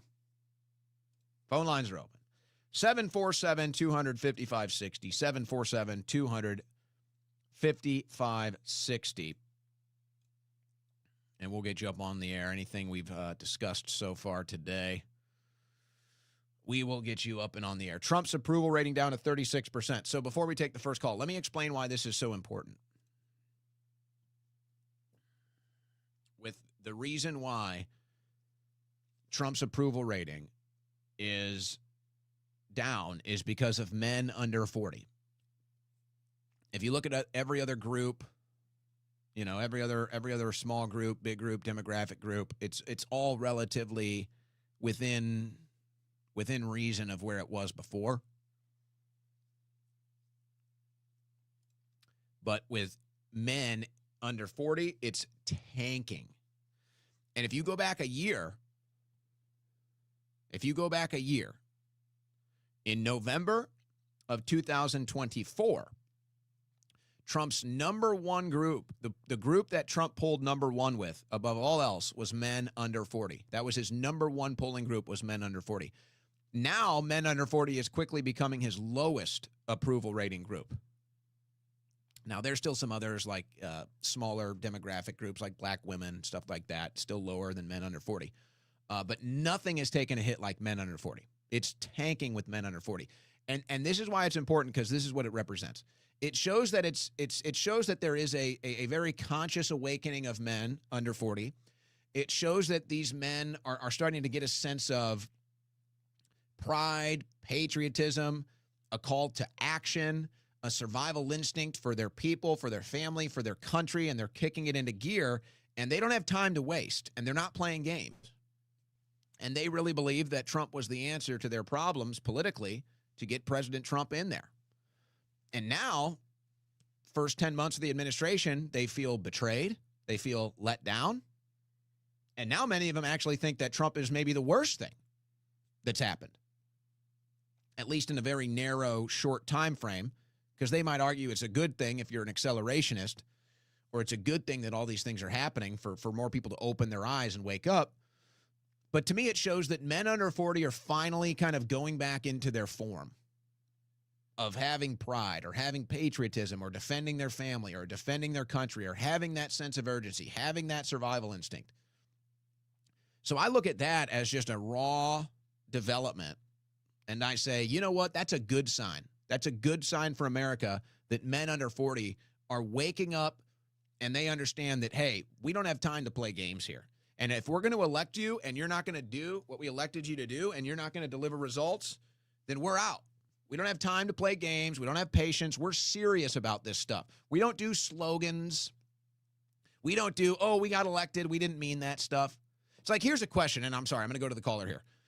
It's like, this is the question I would ask. To all the people that are still head over heels for Trump, to all the people that are still waving the pom-poms and kicking the legs over the head, I'm genuinely curious. Were you serious when you said you wanted the Epstein files? Were you serious when you said you wanted the Doge cuts? Were you serious when you said you wanted to abolish the IRS and abolish the FBI? Were you serious about the tax cuts? Like, were these things you were serious about? Or did you just say that in a political cycle because it was like, you know, chanting defense during a ball game? Like, did you actually mean these things? Do these things actually matter to you? Or are you just a phony? It's a legitimate question. All right. Remember, one line. You're on the air. I just ask you your name and where you're from. First caller of the show. What's your name? Where you're from? Hey, this is Brandon, and I'm from Washington. Are you on a speaker? We got a bit of a distorted connection here. Can you try that again? Yeah, I'm Brandon. I'm from Washington. All right, Brendan, go ahead. Go ahead, Brendan. All right, man. First, I wanted to say, hey, man, you're looking handsome. You're looking great. It's crazy how much better we look than the left, how much smarter we are, how much funnier we are than the left. And that's always something to be happy about. But, man, I think you're exactly right, bro. Like, you know, a lot of these people, they just kind of, you know, spouted what MAGA was supposed to be about. You know, they weren't here from the beginning. They just kind of hopped up on the train. Even Trump jumped on our train. You know, this is a train that's been going since Ross Perot, since Ron Paul and the Teabaggers. You know, so when he says MAGA was our idea, no. MAGA was our idea. Yeah, But, well, here's what yeah. people are finding out. Here's kind of one of the points of, let's say, here's one of the breaking points of MAGA right now. A lot of people got into MAGA for principled reasons. They got into MAGA for issues. They got into MAGA for the country. A lot of people got into MAGA for Trump. And so you're starting to see that separation. So you're starting to see the cult of personality, the Trump cult, the MAGA cultists who just were in it for That's Trump, exactly right. who just wanted to wear the hat and go to the game and cheer on no matter what happens. And then you had the actual principled people that were about the ideas, they were about the issues, and they're the ones that are getting a little contesty, let's say, contesty. They're the ones that are feeling disenfranchised. So that's kind of, if there's all these different breaking points, that's one of the breaking points. You have the people that got into it because they wanted to be part of the winning Trump cult, and then you have the people that got into it because they got into it for issues and ideas, and I think that that's where you're really seeing this split happening right now. Yeah, that's exactly right. And a lot of the people that, you know, kind of just got on it for like the team thing and wearing the shirt, I think that they don't have a lot of skin in the game. Mostly they're, you know, older. They've already got the things that they got. They already, you know, own a home back when it was $100,000 to put down. You know, they already got their job. They're coming up on retirement, you know, or, you know, they're a little bit pampered, a little bit richer. But for the young guys that need a job and job availability is low, unemployment is going up. There's massive layoffs. Here's an example. Now I'm not the best case for this example I'm making. But let's say if I was working, say, maybe a desk job, a 9-to-5 job, a corporate job, a heavy labor job, a heavy skilled job, where you're putting in those hours and you're working for somebody else, or you're putting in hard hours, heavy labor, whatever it is, working a corporation, then, you know, you would be really inclined to say, hey, I want to reach a retirement age. I want to be able to reach an age where I can retire and live comfortably. If I'm going to spend 50 years of my life working a job, 9 to 5, whatever, it's 50 hours a week, whatever the deal is, heavy labor, whatever it is, if you're going to do that for 50 years of your life, you want to be able to retire. You want to be able to retire comfortably. You want to be able to retire and own your home and not have to pay taxes on it. You want to be able to hand things down to your children in your will without them having to pay taxes on it. And you want to be able to live comfortably in your retirement years. Now, I don't want to ever retire. I want to work forever. I want to do this till I die. So, but it's just like, if I wasn't like that, and if I was somebody that was thinking, okay, I'm going to do this for 50 years, whatever, and then I'm going to retire, I don't know. I would feel a little concerned about that. I would feel a little squeamish about, well, what happens to me when I'm 60? What happens to me when I'm 70? Is the economy going to present a situation for me in my 60s and my 70s where I can retire and live comfortably or not? And I think we're already kind of in that phase. But you look at where the economy is going, and it's just like, we're not going that direction. We're going the opposite direction. And it seems like with every passing, I don't even know, I wouldn't even say election cycle. It's just with every passing major development, it just continues to be the haves and the have-nots. And that's the difference. If you are a have, then you can go buy that house right now for $450,000. If you're in the have class, you can go buy that house right now, $450,000, and now you own it, and you can rent it, you can live there, whatever you want, it's yours. If you're in the have-not category, you're going to pay $1 million for that $450,000 house. And you're going to be paying that for the rest of your life. And you may never pay it off. And you may never be able to hand it down to your kids. That's the difference. And we used to have a massive middle class where everybody had access to be in the have. Everybody had access to the asset category, and it's dwindling now. It's becoming less and less accessible with every major cycle in this country. Next caller, what's your name, where you're from? Hey, Owen, it's Joe from New Jersey. All right, Joe, go ahead. You got me hooked on the Blackout Coffee, man. Hey, right on. I'm It's glad so to hear good. it. That instant coffee. Oh, man. I'm drinking it right now. Attaboy, Joe. And of course, I used your code, for that 20% off. That was pretty good. Joe is drinking Joe from Blackout Coffee. Oh yeah, for sure. And I'm watching the show with my grandmother and my dog, and we love it. We love the show. We do love you. Yeah. Oh, thank you, thank you. And we were watching we caught the beginning of the show, and you were talking about Hitler with the couch, and I'm like, what's with these politicians and couches? Did you see that story? It was the same thing with Vance. Remember? I all forgot. that? Yeah, the Vance deal. Yeah. No, I didn't really think too much about that, but whatever. Did you see the Hitler thing though before I covered that? Did you see that everywhere? Yeah, I don't know what the deal is with Hitler. Why are they so obsessed with Hitler? Like I don't even want to think about Hitler. They're not, well, it's a they're weapon, dead. is what it is. The It's a real weapon. ones are dead. It's a weapon. Here's the story.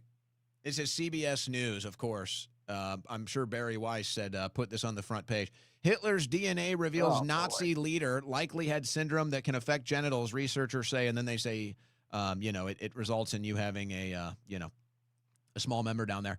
And so now anybody that doesn't support Israel, you're obviously suffering from small member syndrome. I mean, I guess, when nothing else works, just tell your opposition that they have a small weenie. That's where we're at right now. I guess so. That's where we're at in this debate is, they already tried calling you Hitler and that didn't work. So now they're saying you have a small ween. We'll see how that one goes for them. I don't suspect it'll go too well. No, but the whole World War II thing is it's using Hitler as an enemy. And I think that this is where there's a disconnect when somebody goes on air and talks about Hitler or does a joke about how they like Hitler. I don't know. Maybe they're serious. Maybe they're not. I don't think they're serious. Nobody was alive for Hitler that makes these comments. So I think they do that as it's like why do black people use the N-word? Now, I don't know. Yeah. People might have a debate over the real history of that, but forget about that. Let's talk about what the common understanding is. Why do black Americans use the N-word? Well, it was a way of showing the white man. It was a way of showing the white racist that your words don't hurt me. It was a way of showing the white racists and the Jim Crow Democrats. It was a way of black Americans saying, hey, screw you, this derogatory word that you used as a weapon against us, we're now going to embrace it, and we're going to show you that it doesn't impact us anymore. So I think that's what a lot of this, I like Hitler or whatever. I think a lot of it is kind of that same attitude. It's like, hey, you're not going to sit here and berate me with Hitler. You're not going to sit here and say that something is good or something is bad and then use Hitler as the force to do that. It's to say, that doesn't work here. You're not going to call me an N-word. I call myself an N-word. You're not going to use Hitler against me. I like Hitler. So I think that that's where they'll cut that out and say I said that now. But I think that's where that comes from. Yeah, that's kind of my interpretation. Appreciate you, Owen. Everything you do, we support the show. We love you. Keep up the good fight. Stay safe out there. We pray for you, man. Thank you. I really appreciate that. That means a lot to me. Thank you. God bless. Thank you for the call. Thank you for supporting our sponsors too. That means a lot. Really does. That's what keeps the show going. Keeps the sponsors happy. Keeps the show going. Next caller. What's your name? Where you're from? Hello. Yes. What's your name? Where you from? Yeah, I'm Phil from Tallahassee area. All right, Phil, go ahead. Yeah, I was wondering, I love your show, by the way. I love the fact that you're free flowing and you can just say what you want for the most part. Thank you. I'm kind of wondering what I can say because, I filed like a call to an uprising. You familiar with that? I'm sorry, what was it? A call to an uprising. A call to an uprising? I don't think so. On YouTube. No, I'm not familiar. You should check it out. They're all talking about the AI and how that's all affiliated. Well, 'Cause I that's don't know if good. You know what? That's I don't know good. if we Good can for talk them. about that on your show. Oh, absolutely. No. Good for them. Good for them. A call to an uprising. Good. They've been around forever, man. They're telling the whole truth and nothing but the truth. This is. In fact, See, he's I'm had so multiple glad. different accounts and gotten caught and cut off. I'm going to try to pull that up real quick here for you. But you know what? Good for them. Good for them because you know he's what? Talking about Palantir and the whole deal. It's like, it literally, like, I mean, if you can, like, talk about that every now and then. Yeah. No, I should talk more about it. They'll try to shut you down. You start talking about some of that stuff. I'm sorry. Say it for me one more time. I've got my YouTube browser pulled up. Yeah. Well, I'm in a little bit of a dead zone. Let me get out of that. There's a part of my couch where the couch. What is the couch? The couch theme. What is going on today? I do some of my best work from there. You know what? I mean, she likes it too. No, I'm just kidding. No. What was the name of the YouTube channel? I got my browser pulled up. I'm going to pull it up. Did we lose him? He's in the couch now. He's stuck in the couch now. Something resistance? Or let me go into the comments. All right, I'm opening the comments. I'm going in. The couch. The couch got him. He's gone. Guys, I don't know what happened with that couch. A call to resistance, I think is what it was. A call for resistance, a call for an uprising. Guys, tell me in the comments, what was it? I got the comments up now. What was it called? I think it was a call to an uprising. I'll see if I can pull this up. We'll go to the next caller. But let me say this. Everything else is a distraction from that. Everything else is a distraction. And that's what's so stupid about these petty bickering moments we're having right now. And that's what it is. And it's really like, it's like high school. You learn that when you've been in politics and political media for a couple of years. It doesn't take long.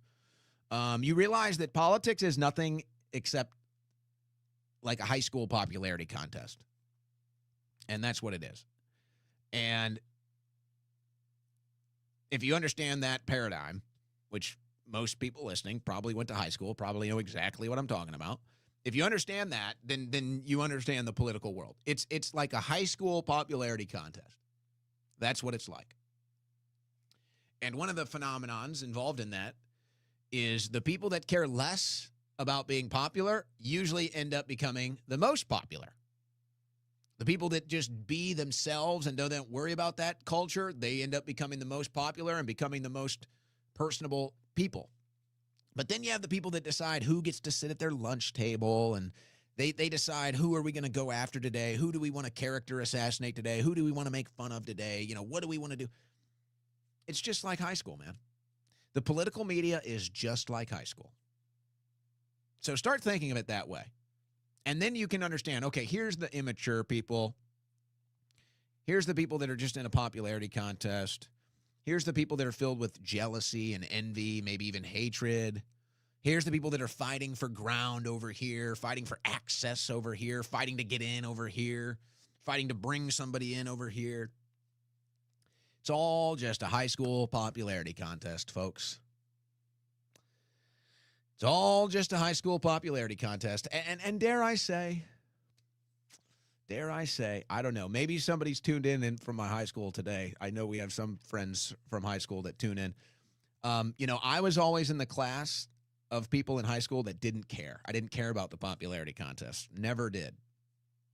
And so I think at times for me, like my freshman year, there were kind of some awkward things because I literally was so removed from the popularity contest things that there were like stuff that happened when I got in high school that I didn't fully understand.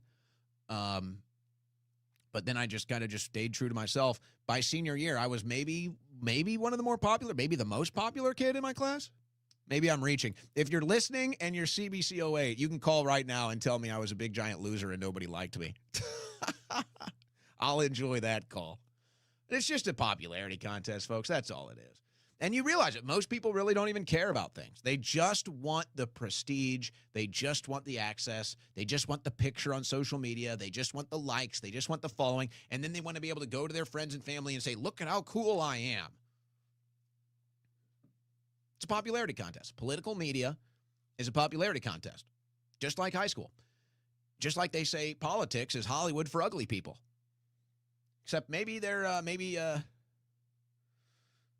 better looking people are getting in there now. Let's go back to the calls. Did I take a new call? Is this the same caller? Oh, it's a new caller. What's your name? Where you from? It's Josh from Arcadia, buddy. Josh. Oh, that's right. Our last caller got eaten up by the couch. Forgot about that one. Oh, yeah. Oh, yeah. The couch. My man. The couch got him. Owen Barry Gibbs. Owen the CHOQ Destroyer. You are on fire, my man. I'm leaning into this Barry Gibb thing.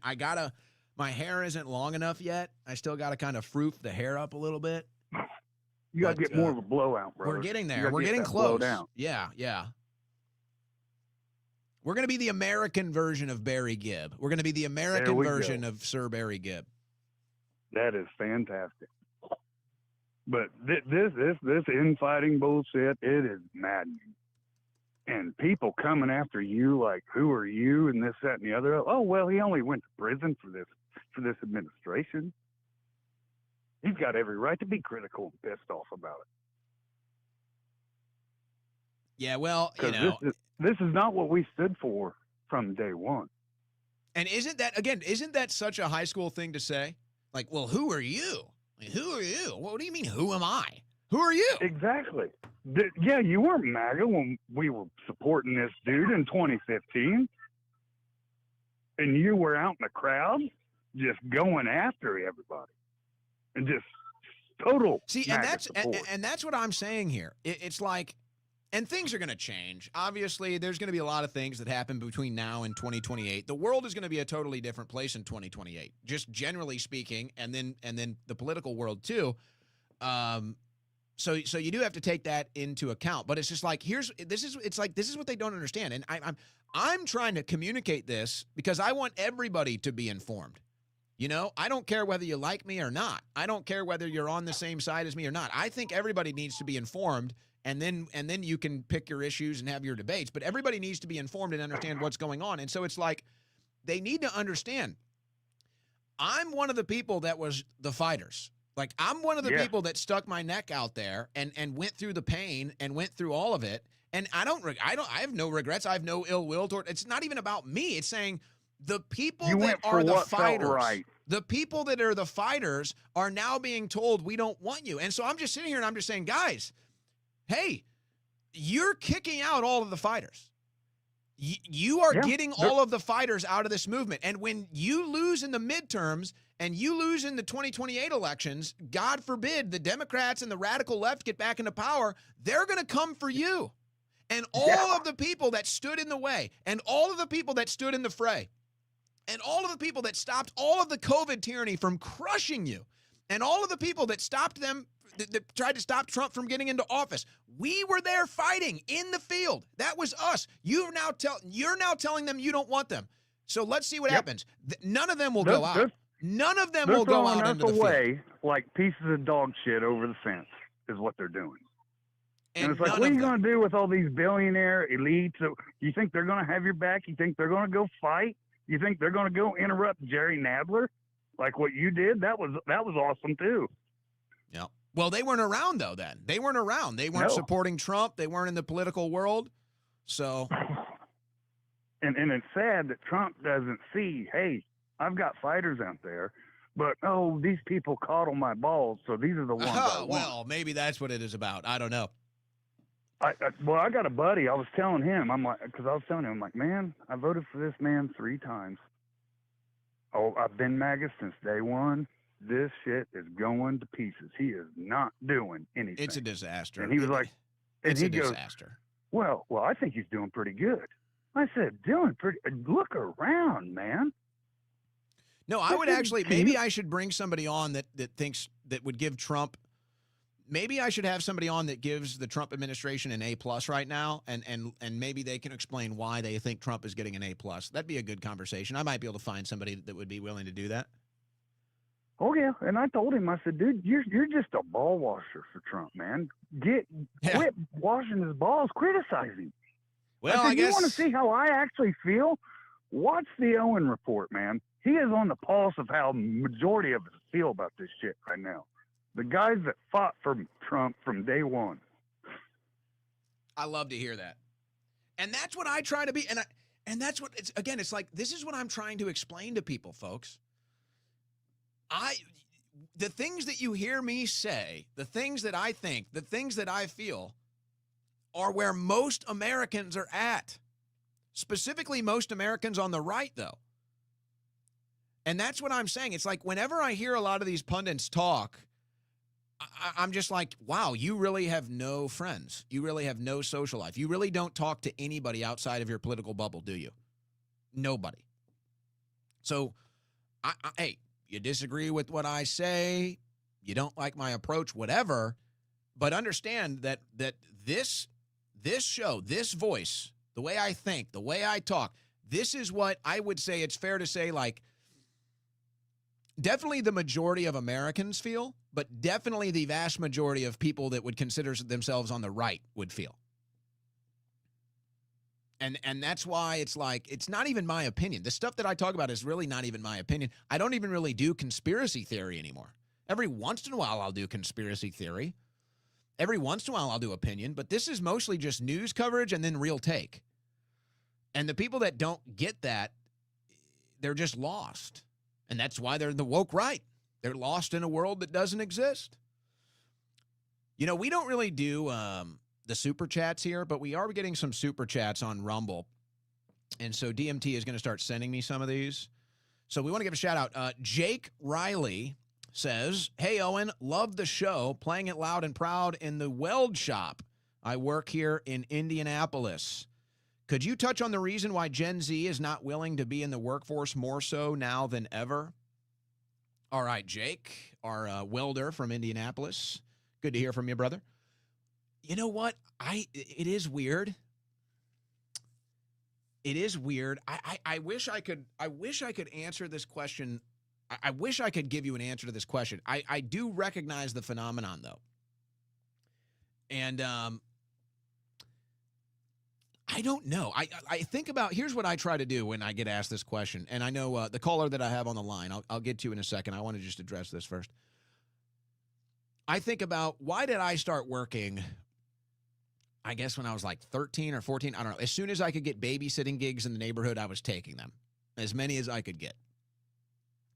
I was probably like 13 or so years old. I was babysitting neighbors' kids. It's like I couldn't, it was like, yeah, absolutely. Anybody wanted, and then I would try to do as good of a job as possible so they'd tell their other neighbors, hey, he does a good job. And then I started reffing youth sports when I was probably 15, and I'd be walking to and from the sports fields when I was 15 years old. And then as soon as I was 16 and can drive, I got a job at an Italian restaurant, bussing tables, took as many hours as I could get. So for me, it's like, yeah, I was always trying to work, and I wanted to make my own money. And that's because I guess I had things I wanted to spend them on. There were things that I wanted to spend money on. And you know, some of these things probably I shouldn't have been spending money on, but nonetheless, that's what I wanted. So, you know, wanted to take a girl to a movie, wanted to take a girl to dinner. Maybe when I got a little older, I wanted to find somebody to buy me a case of beer, a bottle of vodka, whatever it is. Just wanted to go out, go to a ball game. I spent a lot of money on sporting events and concerts in high school and college. So it was, for me, it was like I needed to make money so I could do the things I wanted to do. And I think kids just aren't into this stuff anymore. I think the motivation to make money has been lost because for $10 a month, you can subscribe to your favorite channel. $10 a month. You can probably get your parents to pay for that. Do kids go out to dinner? You know, me and my friends used to love going out to dinner. Do kids go out to dinner anymore? Do they go to the movies anymore? Like, I think that kids just don't do stuff anymore. I don't know. And it's funny because when I go play ball sometimes, I'll go play ball with some high school kids and some college kids every once in a while. I talk to them, and it's actually very rare. Most of them do not have jobs. And then there's also, when I talk to them, there's kind of this like, and this might not be a new phenomenon. This was a phenomenon growing up for me too, but maybe it's enhanced now, or maybe it just depends on where you live. But there seems to be this kind of like social factor of having a job is like a negative thing. I don't know how to explain that or describe that. You probably understand what I'm talking about. There's like this stigma. There's like this stigma or like a taboo about having a job when you're in high school. Maybe not as much in college, but when you're in high school, there's some sort of a stigma that comes along with that. I definitely remember that when I was in high school. And so, but I noticed that when I talk to some of these kids, there seems to be like it's like, oh, they don't want to talk about it. Like they're not proud that they work. And I remember this one kid, and he actually knew who I was. He'd come up to me and want to talk and shake my hand. And I remember I met his dad, and his dad was like, "Hey, will you tell him to get a job?" And I was laughing, and I was like, "Oh, okay." And I did. This was probably about 2 years ago or so. And I told him to get a job. He didn't want to do it. And then every time I saw him at the gym, I would keep asking him if he ever got a job. And I would start pestering him about it. And eventually he got a job that he didn't like. And he was like, "Oh, I'm going to quit this job. I don't like it." And I said, "Okay, well, what do you like?" He said, "Well, I like basketball."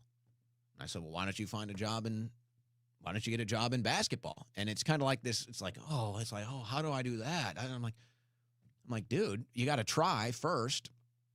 I was like, we got a college basketball team here. We've got a D-League basketball team here. Have you even tried? Have you sent a resume to UT Athletics? Have you sent a resume to the Austin Spurs? Have you even tried that? It's like, well, no. It's like, well, then how are you going to get a job if you don't try? Well, now he actually works at a basketball camp. That's what he wants to do now. So I think there's like this stigma. It's like an embarrassment factor if you have a job. I think kids are like, they don't even know. It's like they don't even know what to do if it's not on a social media app. I don't think they need money for the things that I guess maybe kids in the past used to want money for. They don't drive as much either. They're not driving as much. Yeah, that was another thing. How am I gonna put gas in my car? So I think those are the factors. I think those are the factors of why these young kids don't work. And then maybe that adds to this issue. And I still don't think it's, I still don't like the response here. But maybe that's why you hear, oh, well, we need the foreign workers. We need the foreign workers. Because I hear about these jobs, and I'm like, these are jobs that young kids should be taking. These are entry-level jobs that'll pay you a nice hourly wage. It's like, yeah, you don't need full benefits. You don't have dependents. You just need a nice hourly job where you can go and get some experience, build a resume, maybe make some business connections. Maybe you grow in that work space. Maybe you go elsewhere. But it just seems that the whole desire, the whole motivation is lost. And then they say, well, the Americans don't work, so we need to bring in the foreign workers. But maybe that's the question.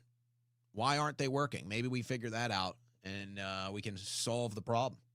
All right, next caller. What's your name? Where you're from? Hey, this is Stan from Texas. All right, Stan, go ahead.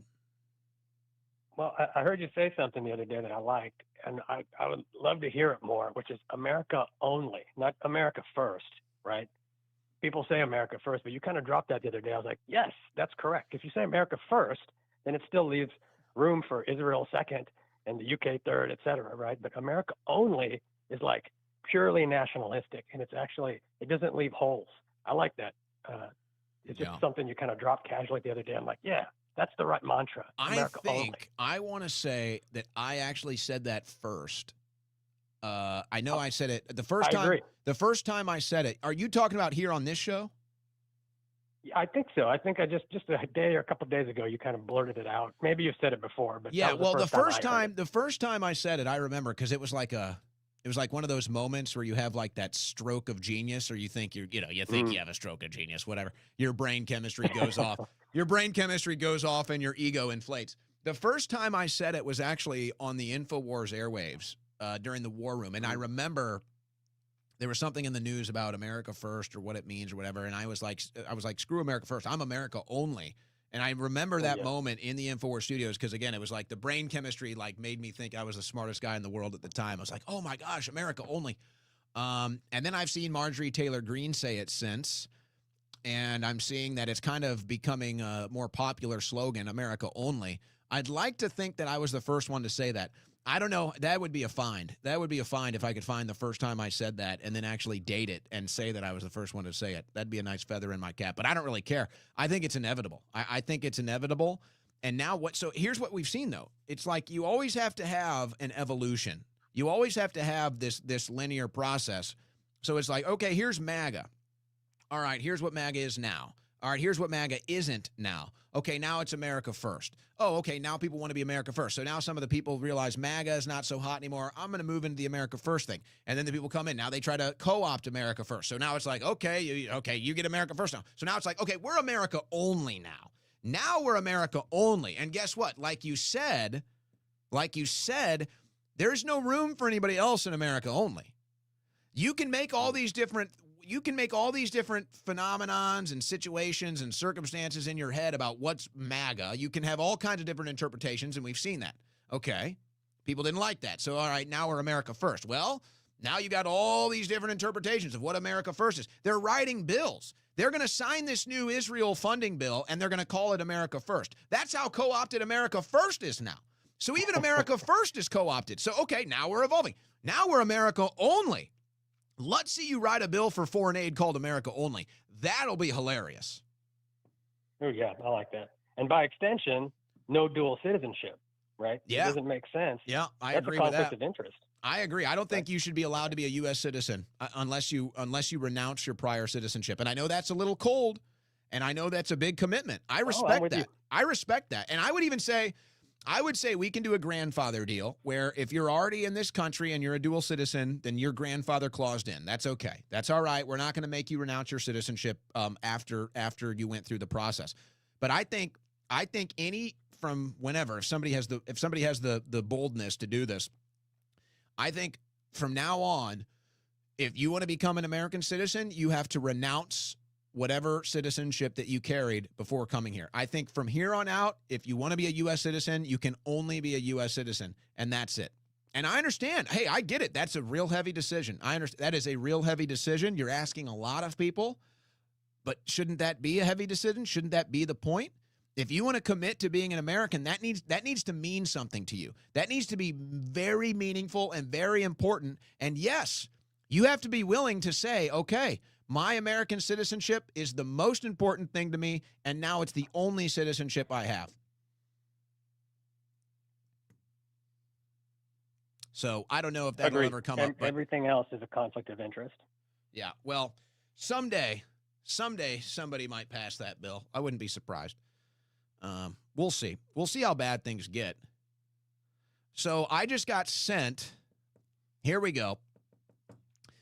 I posted America Only on December 26th, 2024. I posted that on X, December 26th, 2024. So obviously I was still at InfoWars at the time. Yeah, so I knew I said that first with InfoWars. But that goes back farther than even I might have thought. And that was during the H-1B visa debate on X. And maybe that was the motivational factor for my America only stance, was during that first wave of the H-1B visa debate on X. So that's December 26, 2024. Hey, DMT, if you're listening, we want to give that a repost. Or maybe we'll do it after the show.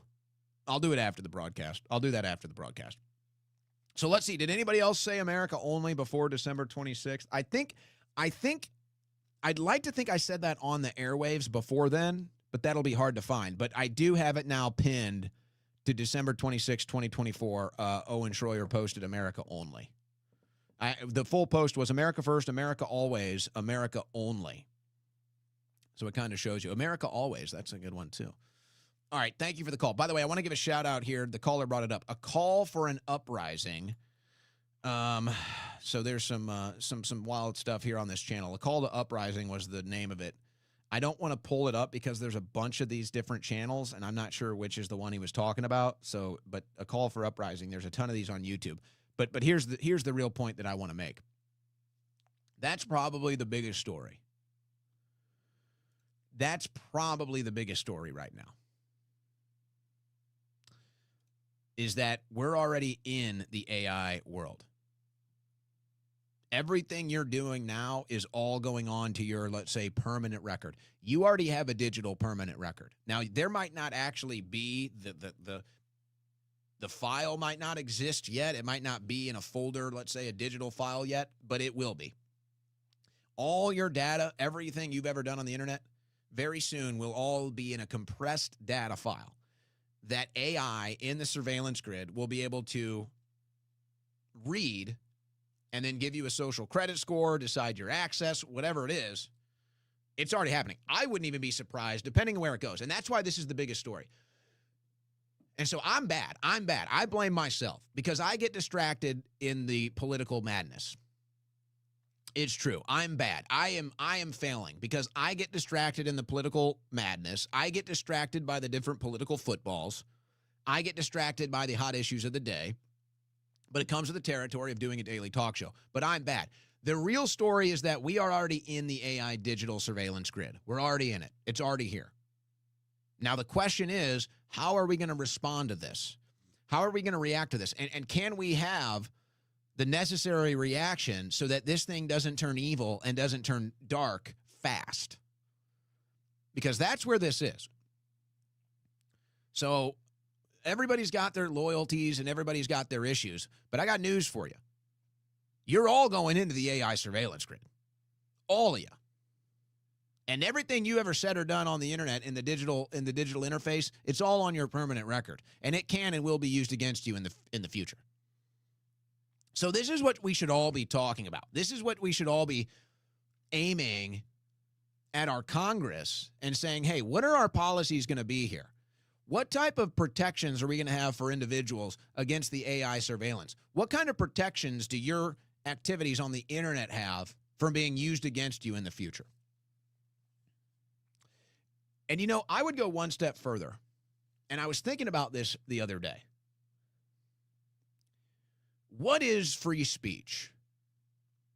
And what are the boundaries of free speech? Are there boundaries of free speech? I would say I'm about as close to a free speech absolutist as you can get. Meaning I don't really think there's many instances where I think saying something should result in some form of a government response. Now, anybody can come in here and say, well, what about this? What about that? So all right, I won't say I'm a free speech totalist. Absolutist, kind of the same thing. But it's like, all right, fine. You'll come to me with some circumstance and you'll say you shouldn't be allowed to say that, whatever. Where are the boundaries of speech? If I'm sitting at my house right now and I've got a guest over, okay? And we're sitting at my kitchen table and we're talking. Do I have free speech? Can I say whatever I want in my own house? Am I allowed to say whatever I want? As detestable, as disgusting, whatever. As despicable as it may be. Am I allowed to say whatever I want in my own house? Most people would probably say yes. Okay. Is there a difference if I say the same thing in my house, if I go to a restaurant and I'm sitting at a restaurant, or I'm sitting at a bar, or I'm sitting at a ball game, or I'm sitting at a concert? Do I have free speech there? Can I say whatever I want there too?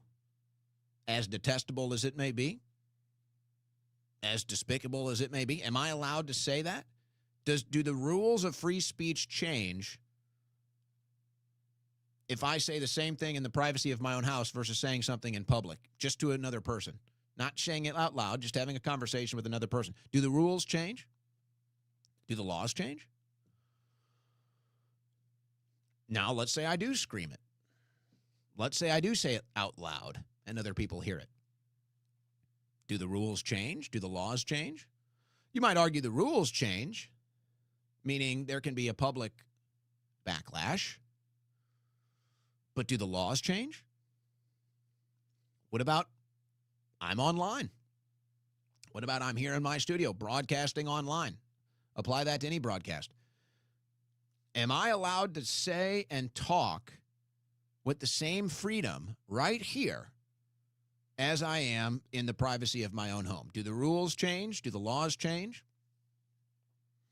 I think this is a very important concept and debate to be had on free speech. So one might say, yes, the rules do change. The laws do change when you're broadcasting something as to when you're speaking in the privacy of your own home, in a private conversation. So I'd say, all right, it's a fair stance to take. I could understand that. But I could also say, what does the First Amendment say? What does the First Amendment say? So, hey, I could understand saying, look, if you say something detestable, or there's rules and there's laws about libel and slander and defamation, and there's very strict laws. It used to be hard to do this stuff. Now it's all weaponized, and you just get into the right courtroom and you get a rigged court, a rigged jury. You can just sue anybody. So even that's been bastardized. But I can understand, yeah, okay, you broadcast something that maybe that's handled a little differently than a private conversation in your own house. But what does the First Amendment say? So where are the boundaries? Where are the different rules? Where do we change our approach towards free speech from a private conversation in your own home to a public conversation you're having online? Where do we decide what is considered free speech and what isn't? Because certainly I would hope that, like, say, for example, you've got Kash Patel's girlfriend suing, I think, 5 or so different people for insinuating or outright accusing her of being a Mossad honeypot.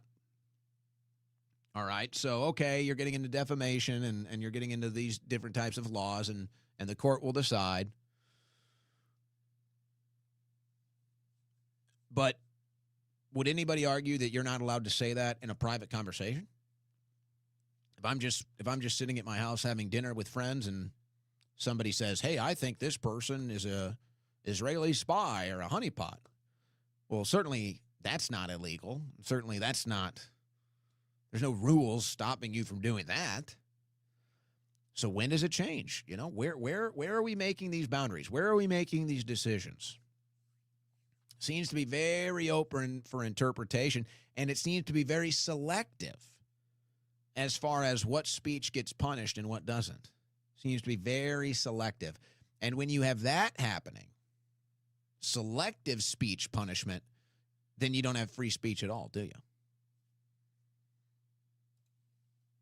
And if we don't have free speech, folks, we got a problem. We got a problem. So you know what you have to do, though? You know what you have to do today if you want to be smart? What you got to do is you have to filter. You have to filter the things you say. But more importantly, I think you need to filter your water, okay? Now, I have gone into the future, ladies and gentlemen.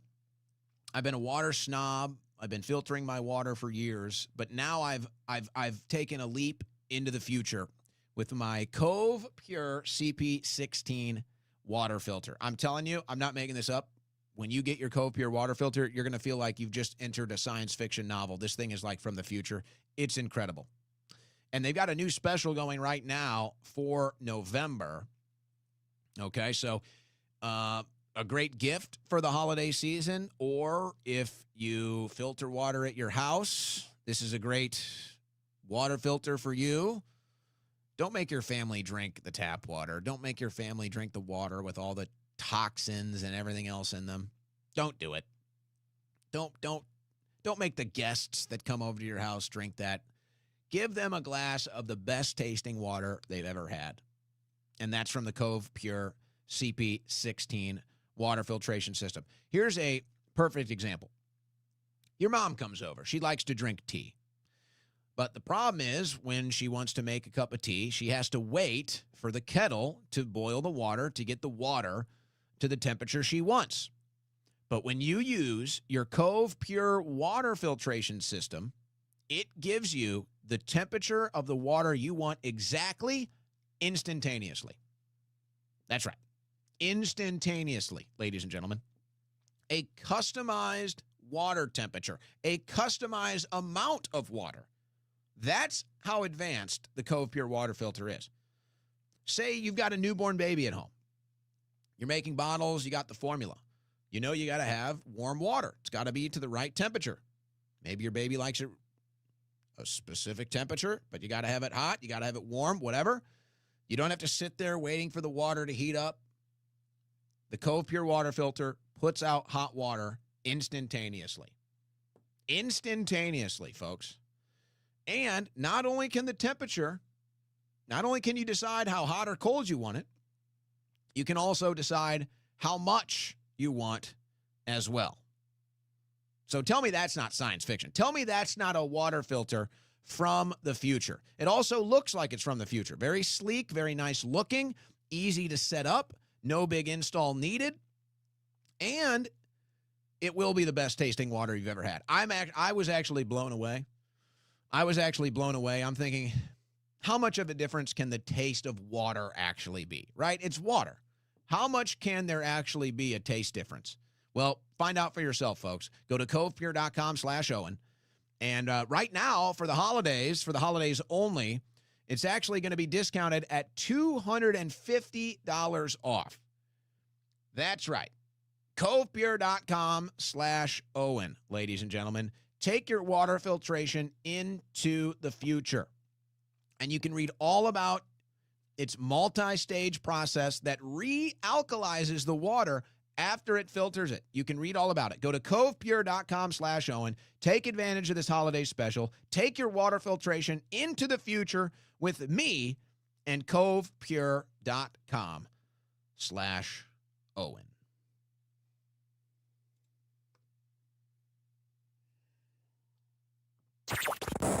You're listening to the Owen Report on the Win Network.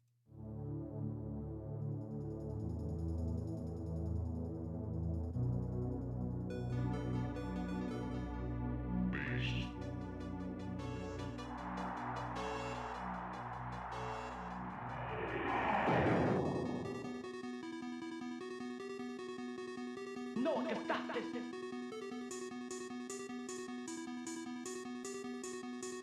No one can stop this. It's the fastest 3 hours on the internet. It's the Owen Report with Owen Schroyer. No one can stop this.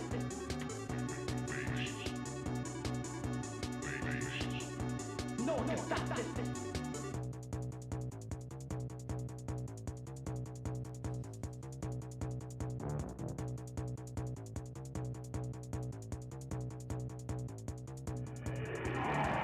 All right.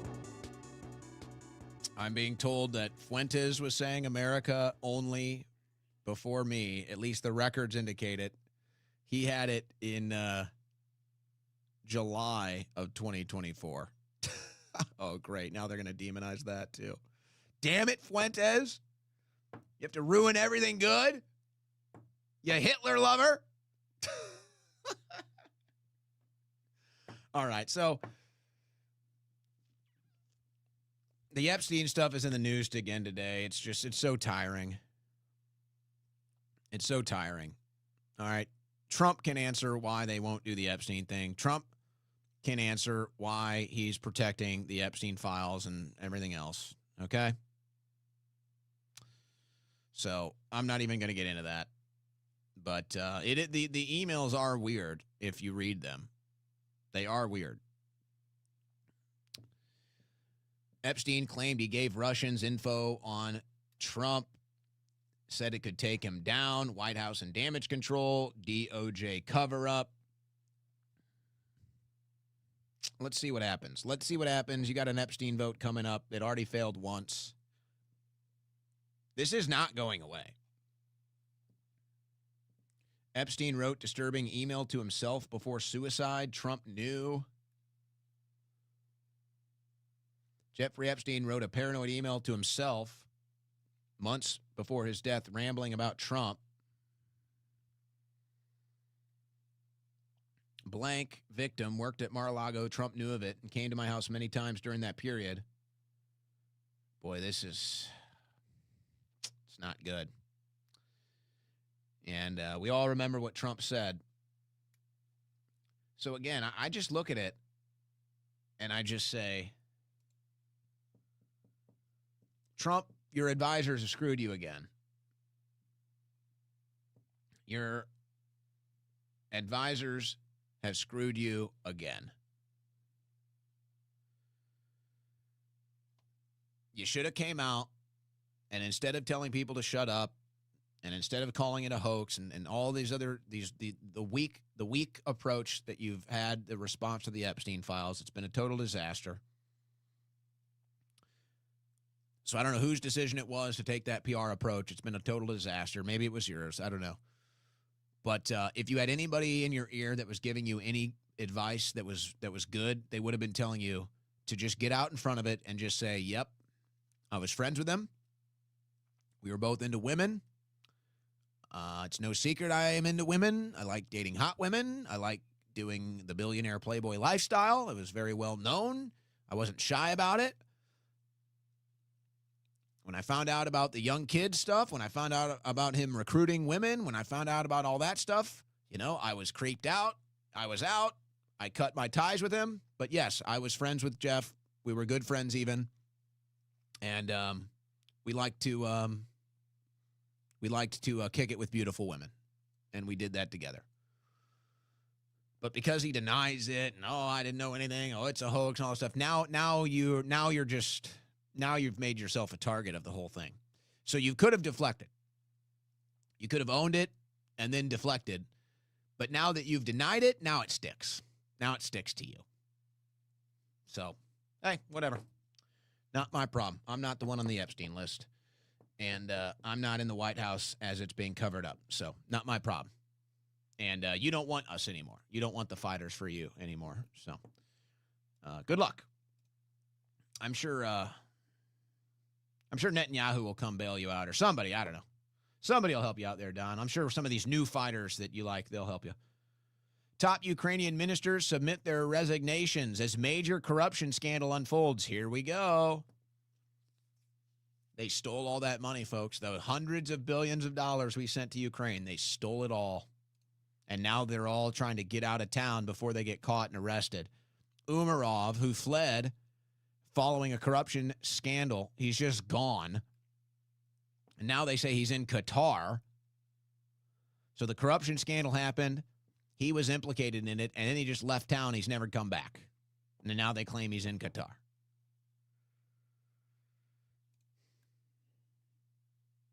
So to those that are listening today, if you haven't heard this before, let me explain what happened here.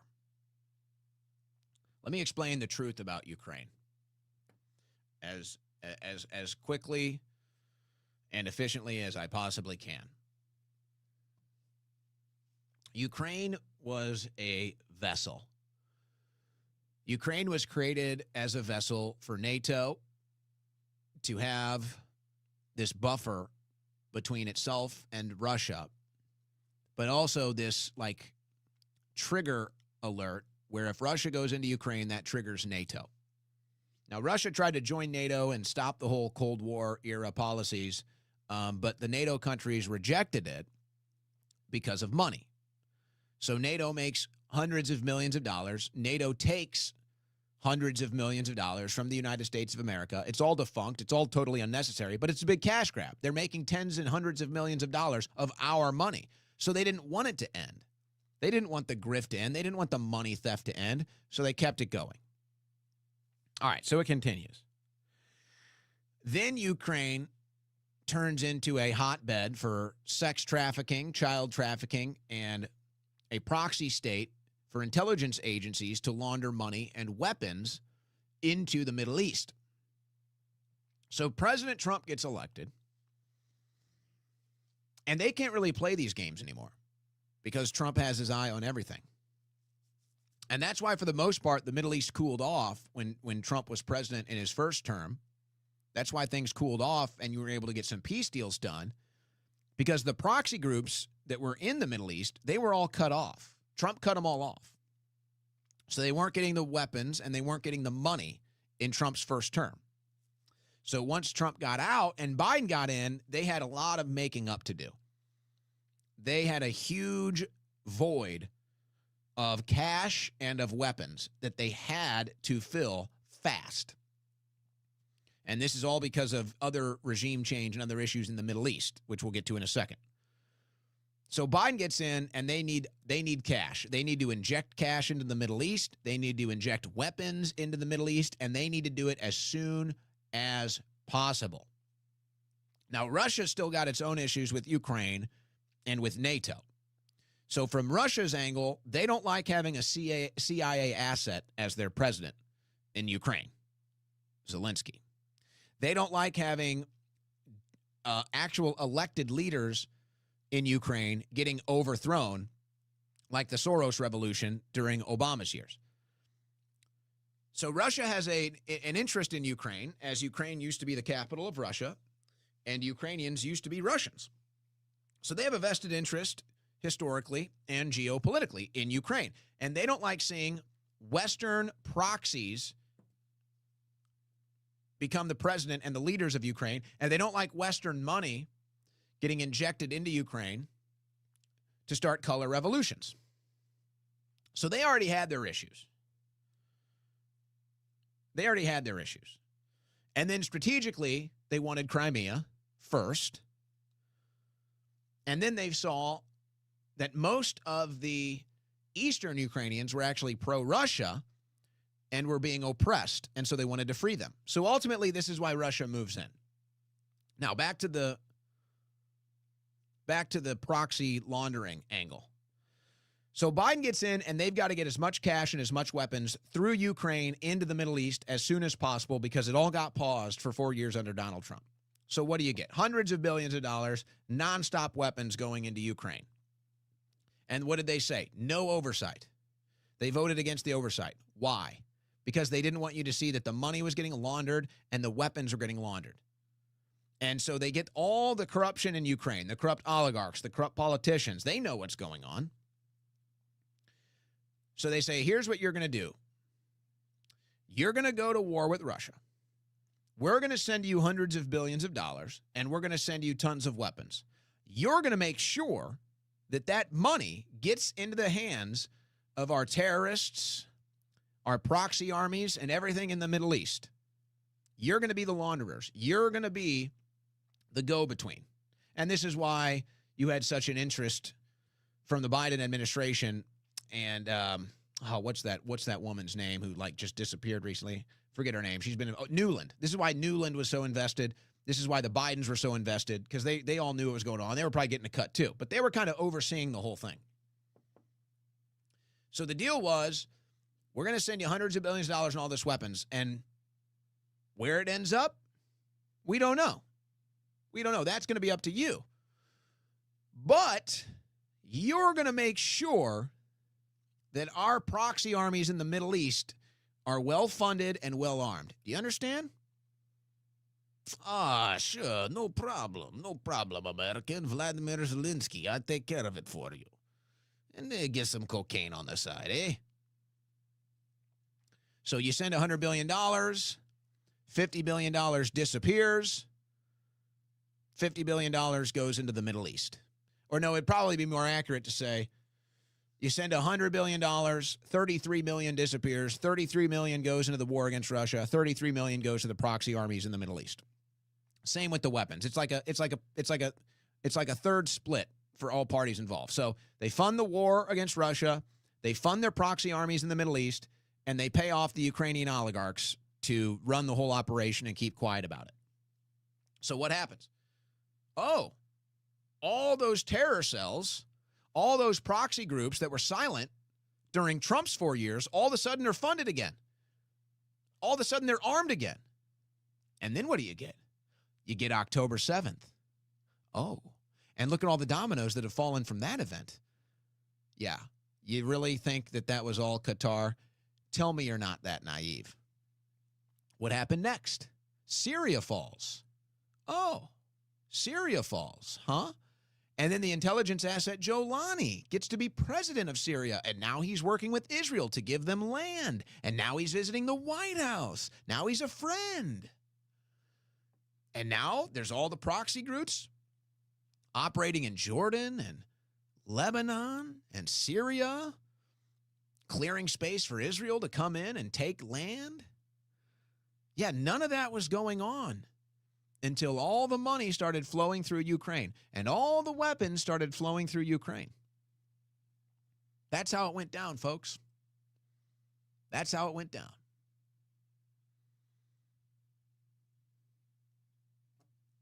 That's it. That's the end of the story. Anything else? Anything else you'd like to know?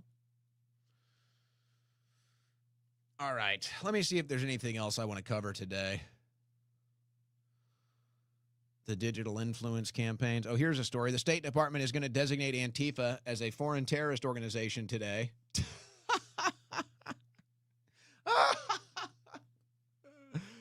Who still buys this crap?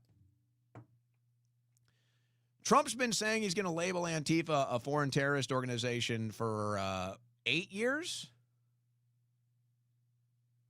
Yeah. Did you see what happened in Berkeley this week? Yeah, how's that going? Yeah. So they keep saying they're going to do it. They keep saying they're going to do it. They keep saying they're going to go after the funders and the organizers, and then they never do. But we got to give the people some red meat after what happened in UC Berkeley. So let's say we're going to designate them a foreign terrorist organization now. Yeah. And then they don't do anything. So I'm good on that bull crap. I'm good, bro.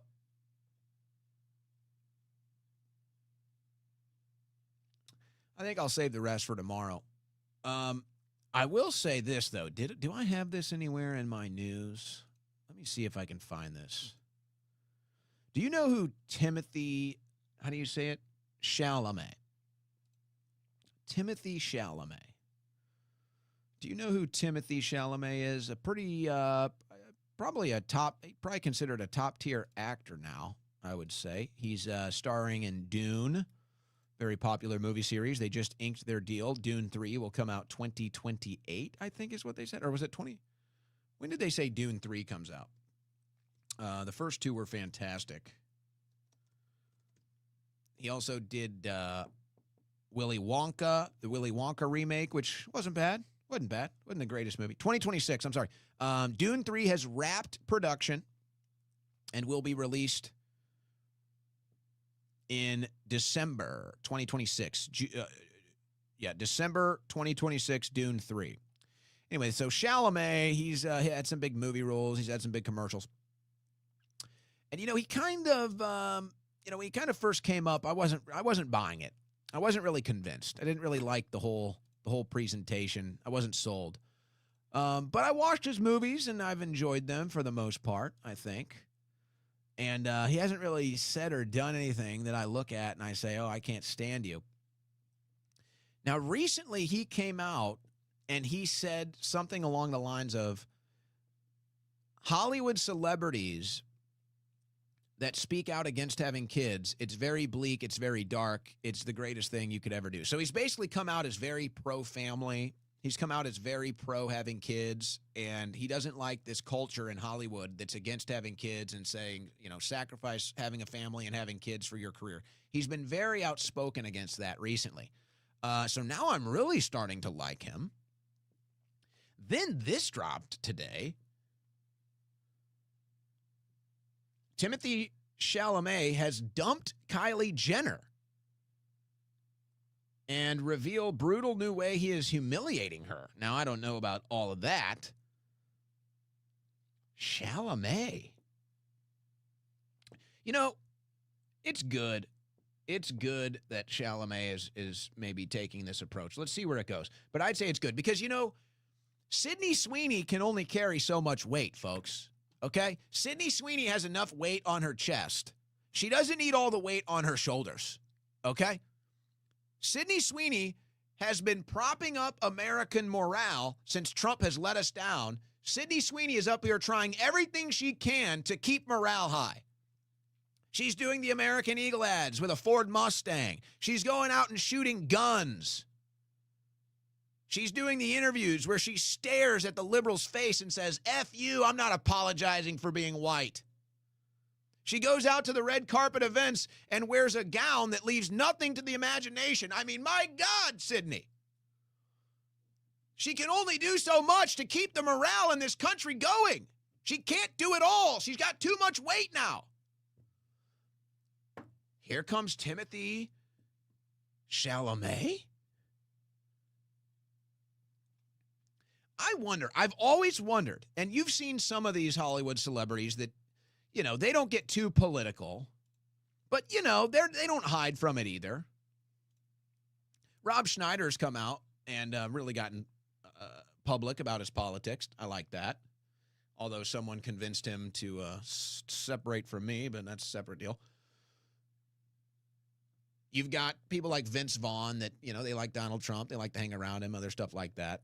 But they still kind of, stay a bit in the shadows. They don't go too public. I've always wondered when conservatives in Hollywood are going to start, actually getting active and vocal and deciding to take that role and deciding to fill that void. I've always wondered, who's it going to be? Who's it going to be? Because as much as I love Rob Schneider, he's not really an A-list actor now. I mean, his show Real Rob on Netflix is actually A+ television. It's one of the best sitcoms ever. And obviously his movies that he did with Happy Madison, all fantastic. But he's not really now. He's not really the it guy right now. You ask these young kids, they probably don't know too much about Rob Schneider. But they do know about Timothy Chalamet. He dates a Kardashian, and he's in all the big movies. And now he's talking about how great it is to have kids and to be pro-family, and he's speaking out against the Hollywood culture. I've always wondered who was going to fill that void. I would have not anticipated Timothy Chalamet. But here we are. All right. Let's go back to some calls. 747-200-5560. 747-200-5560. By the way, Dawson's Creek star James Vanderbeek can't afford his cancer treatments, and he is selling off pieces of memorabilia from Dawson's Creek. So that just shows you how bad the economy is when A-list celebrities have to sell off their memorabilia to pay for their cancer treatment. Among the pieces fans will have a chance to own is the outfit he wore in the pilot episode. They're expecting it to fetch at least $4,000. Up for grabs, a necklace that he gifted to his actress girlfriend Katie Holmes. They think this could get up to $50,000. Well, you know what? However that goes for James, we wish you the best and hope we can get over that cancer. And man, when are we ever going to cure cancer? Remember Joe Biden promised he would cure cancer? How'd that one go? Yeah, not so much, huh? All right, let's go back to the phone lines. All right, next caller, what's your name, where you're from? When Al Gore said he would have created the internet. Wait, hold on a second. I got an interference. Okay, go ahead. What's your name, where you're from? Phil, I'm back from my couch. I got swallowed up like out of a Freddy Krueger movie. Oh, my gosh. The couch ate you alive. Yeah, it's a call to an uprising, man. I got it. We gave a plug. And all the rest of them, and Peter Thiel, they're all involved in it. They want to bring us all down. It's a great conspiracy, and it's all true. Yeah, well, I talked about how we need to be talking about that more, so I'm glad you brought that up. And I'm glad you survived the couch. We were worried about you. Next caller, what's your name, where you're from? Hello? Yes, what's your name, where are you from? Oh, hi. I'm Savannah. I'm calling from New York. Okay. Yeah, so the, the Veterans Day show, is that going to happen? Well, I was unable to make it here for Veterans Day. So I can't really do the Veterans Day show anymore per se. I could bring back the veterans themed show. But that's kind of a niche show. And maybe we'll reintroduce that in 2026. I think there's a lot of things we're going to kind of reintroduce in 2026, start doing some things in 2026 again. But want to get through the rest of this year and then kind of do some measurements of where we're at, where we did good, where we came up short, and then recalibrate for 2026. And I anticipate there'll probably be some creative changes, some aesthetic changes to the general production, and maybe some other changes too. So that's kind of where I'm at. I kind of talked about what we want to do as far as evolving the show is concerned. I won't go through all of that, but I think that could be something we reintroduce in 2026. And maybe we make it a separate broadcast. I don't know if we do it on the Owen Report. I don't know. That's something we'll be rethinking, recalibrating for 2026, doing the veterans specials. So appreciate the question. Next caller, what's your name? Where you from? Owen? Yes. This is Pete. Hey, the guy in Dawson Creek, what he should do is contact one of the makeup artists from his old show, dress him up as an illegal alien, and then he can get his surgery for free. Well, I think that might have worked in the Biden years. I don't think that works anymore. Maybe in California, but I think he lives in California, so I don't know. I think that's this is California. Everything is upside down. Okay, he's that's all he has to do is walk into all the thousands of hundreds of free clinics in Los Angeles, and he can just walk right in, and he's an actor, so you get a little bit of makeup, a little bit of the hair. He walks in, he gets his surgery. Yeah. And well, the problem is he's probably a stand-up guy, and he doesn't want to do something like that. But it is, the theory, the idea is funny because it's true. You might still be able to do that in California. I don't know. But the general idea... Well, absolutely, you can do that in California. So that's still going on? But I heard the hospitals were empty now. I'm not sure. I don't go to hospitals. I don't go to killing fields. Yeah. Well, I heard that once Trump got in and started enacting some of these policies and taking money from all this stuff they had earmarked for illegals, I heard that traffic was down, hospitals were empty, and a lot of people deporting themselves. A little bit. It's kind of the Wild West out here. I have to compete with these our imported friends, and they're not as cheap as people think they are. They've got the gravitas. He's a Latino guy. I don't even need to get another bid, and they find out real quick that there's a lot of gravitas and a lot of entitlement, and these guys are just charging a lot of money, and people don't get a second bid, and they're finding out the hard way, man. It's just we're at war with the contractors board, and there's all kinds of things going on here. There was one thing in California that a Democratic senator did. He raised the rate for an unlicensed contractor from $500 to $1,000. So that's one of the few things I actually, as a retired contractor, that I actually agree with. Well, we have kind of a similar but a different phenomenon here in Austin because I don't know. The things you're saying about California kind of contradict what I'm hearing, but you're a contractor there, so I trust you know what you're talking about. What happens in Austin is they come here and they just undercut. They come here and they just undercut any work that you get. It's so frustrating. They brought in my HOA, my cheap-ass HOA, which is like the most expensive HOA. It's insane what we do here. HOA should be illegal.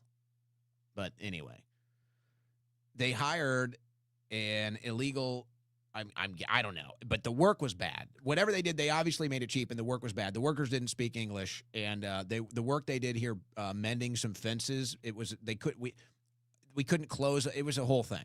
And so it's just like they come in here, they undercut the American workers, and then they do a bad job. And it's like, oh, I'm saving money. No, you're getting a bad product. Yeah, you're saving money because you're getting what you pay for. That's what they say. I had my car in the shop. I get a ride. The person doesn't even speak English. I don't know. Do they teach Spanish in schools? I went to I was fortunate enough. I was blessed enough. My parents sent me to private school, so I started learning Spanish in 6th grade.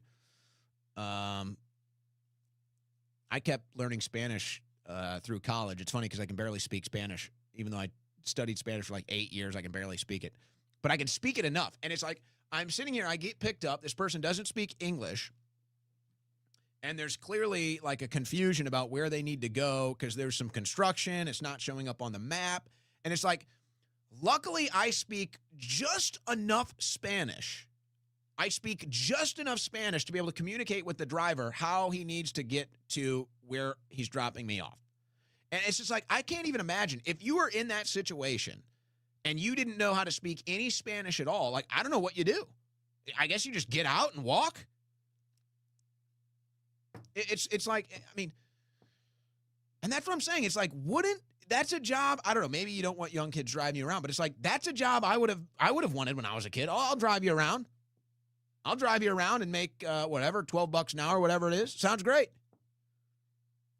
Oh, no. Trump says we need the non-citizens. We need them. The Americans aren't talented. All right, next caller. What's your name? Where are you from?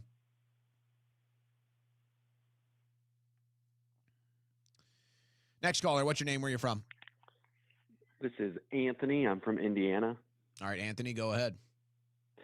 So I know they said John Fetterman fell today. I was just really? Curious on your take on that. He fell? He fell and he was hospitalized. When did that but happen? I just think it's a little weird. Earlier today. John Fetterman. Today. Yeah, here we go. 5 hours ago. Yeah. John Fetterman hospitalized after fall near his home. See, I'm embarrassed because you got me. You scooped me. Oh, my gosh. I don't like this. You scooped me. You're not allowed to scoop me. Who do you think you are? I am. See, but this is what happens. This is what happens when I have to take my car into the shop and I have to try to remember how to speak Spanish to my damn driver. You're slacking. I know. You are slacking. Well, Wake up. That's why. That's why you're here. Owen, listen to me. I need for you to wake up, Owen. Okay? Oh, I'm hearing this for the first time, actually. What's that? John Fetterman. 7.4 trillion to Wow. Israel. John Fetterman. Well, let me say, John is a big guy. He's a big guy. He's an American patriot. Let me tell you about John Fetterman. He fell, huh? I'm hearing this for the first time. Let me tell you about John. He's a big guy, okay? And he's very top-heavy, right? Very top-heavy. You seen him? He's got these twig legs. Twig legs is what we call him. He walks around in shorts, and we say, why, John? We don't want to see your twig legs. Look at those twigs, John. But he's got this big, hulking upper body. He looks like the Hulk. Big upper body, big torso, big back, big shoulders. Big John, they say. Big John Fetterman. Big guy. And then he wears these shorts, and he's got these twig legs. Looks like he's walking around on toothpicks. I don't understand it. So I'm not surprised. It's probably that his tiny little legs just gave out. They just gave out from under him, just collapsed like a toothpick. All right, we won't make too much fun of John Fetterman, who's obviously struggling. Well, I will say this. Fetterman has been doing a lot of TV interviews. I don't know if he's doing this on his own accord or if the Democrats are putting him up to this because they want to keep that seat in Pennsylvania. I think it's safe now. I think Republicans are just cooked at this point. But he's been doing a ton of TV interviews. And, I don't know what to think about Fetterman. He's got a weird past. He should have never even been in Congress. The fact that he beat Dr. Oz is strange and outright suspicious. What happened to his wife, by the way? His wife used to be with him through all of this. Now she's like gone. What happened to her? But he's going on TV. It's like, he can barely talk. He had that brain tumor or whatever it was. He can't even talk. He can barely even talk. And he struggles through these interviews. He sounds like a 5-year-old just grasping the English language. Now he's fallen today. I'm starting to think that his health was a lot worse than they've been letting on. I think he might be having some health problems. He falls today. I guess it sounds like he was having a heart problem. I'm reading here. Is that what? Yep. Yeah. Yeah, I think he's got some serious health problems. I really do. And I think for whatever reason, he's been covering it up or somebody's been covering it up. Maybe that's why his wife isn't around him anymore. I don't know. But every time he goes on TV, he does not look good. And now he's fallen today. So that's well, I hope he's all right. You got to give it to him. You got to give it to him, though. He kind of is, stepping out of his realm on the left, the woke left, as you say. And he's he's coming back down to earth a little bit. Well, so I think it's kind of weird. I think he's playing it for elections. I think he's playing it for elections. I think he's playing this for elections. The Democrat senator fell during an early morning walk, and he's under routine observation in a Pittsburgh hospital right now. It was established he had a ventricular fibrillation flare-up that led to him feeling lightheaded and then falling to the ground and hit his face with minor injuries. So I guess he won't be on TV again anytime soon. I guess we'll find. Fetterman said he's got a sense of humor. If you thought my face looked bad before, wait till you see it now. That's funny. That's funny. Good for him. Thank you, Owen. I appreciate you. All right. I listen to your show every day. Thank you. Thank you. Appreciate the call. No, I think Fetterman's just playing the election cycle and trying to win over centrist and Republican votes right now.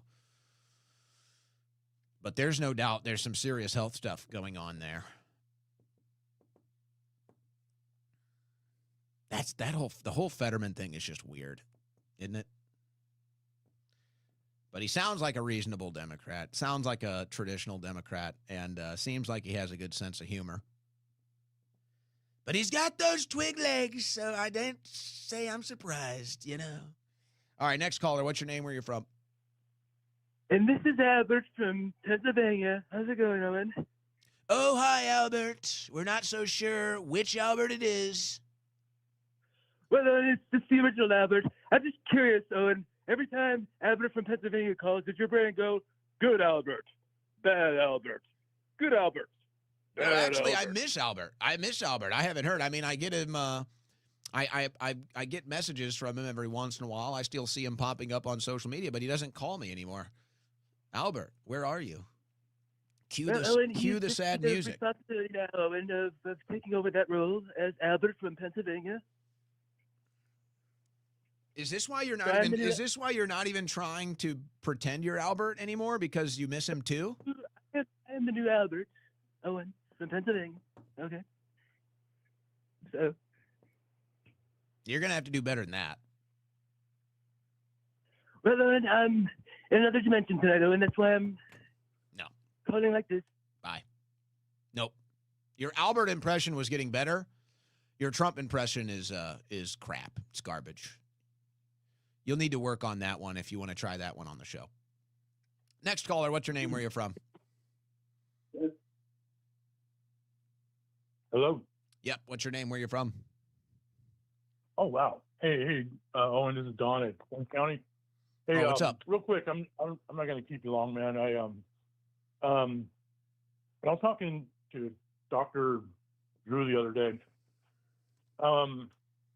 Let me tell you just real quick about the ivermectin thing. I know you're not with it, and you mentioned Scott Adams and stuff. I mean, it's not 100%, and it's not, it's not something it's not a silver bullet. What it is, it's an alternative to what they got.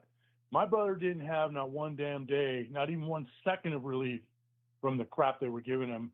They tried all kinds of chemo on him. Keytruda was the last one, and I would think that after as much money as they got from the insurance companies and how often they hit it, he would have at least been able to sustain some sort of release or relief. But it killed him. I mean, it killed his immune system. He started getting all these infections and everything, MRSA and staph infection and a lot from the chemo because it killed his immune system. Now, Dr. Drew was one of those guys when COVID first came out. He was one of those dudes up there like Sanjay Gupta and all the other ones that were all anti-ivermectin. And for him to sit up there on your show and tell you in front of everybody that there's no evidence, that reminds me of how when everybody was talking about there's no evidence of a collusion, there's no evidence of Trump this, and there's no evidence of that. Of course there's no evidence. If you ain't going to look at it, if you ain't even going to, first of all. Hold on a second. Dr. Drew- First of all, wait. A little. What are you saying? He said there was no evidence of? I'm a little confused now. Yeah. He said there was no evidence of ivermectin and fenbendazole treating or helping with cancer. There's no evidence of it. Oh, okay. And I'm just Okay. Well, hold on a second. Hold on a second.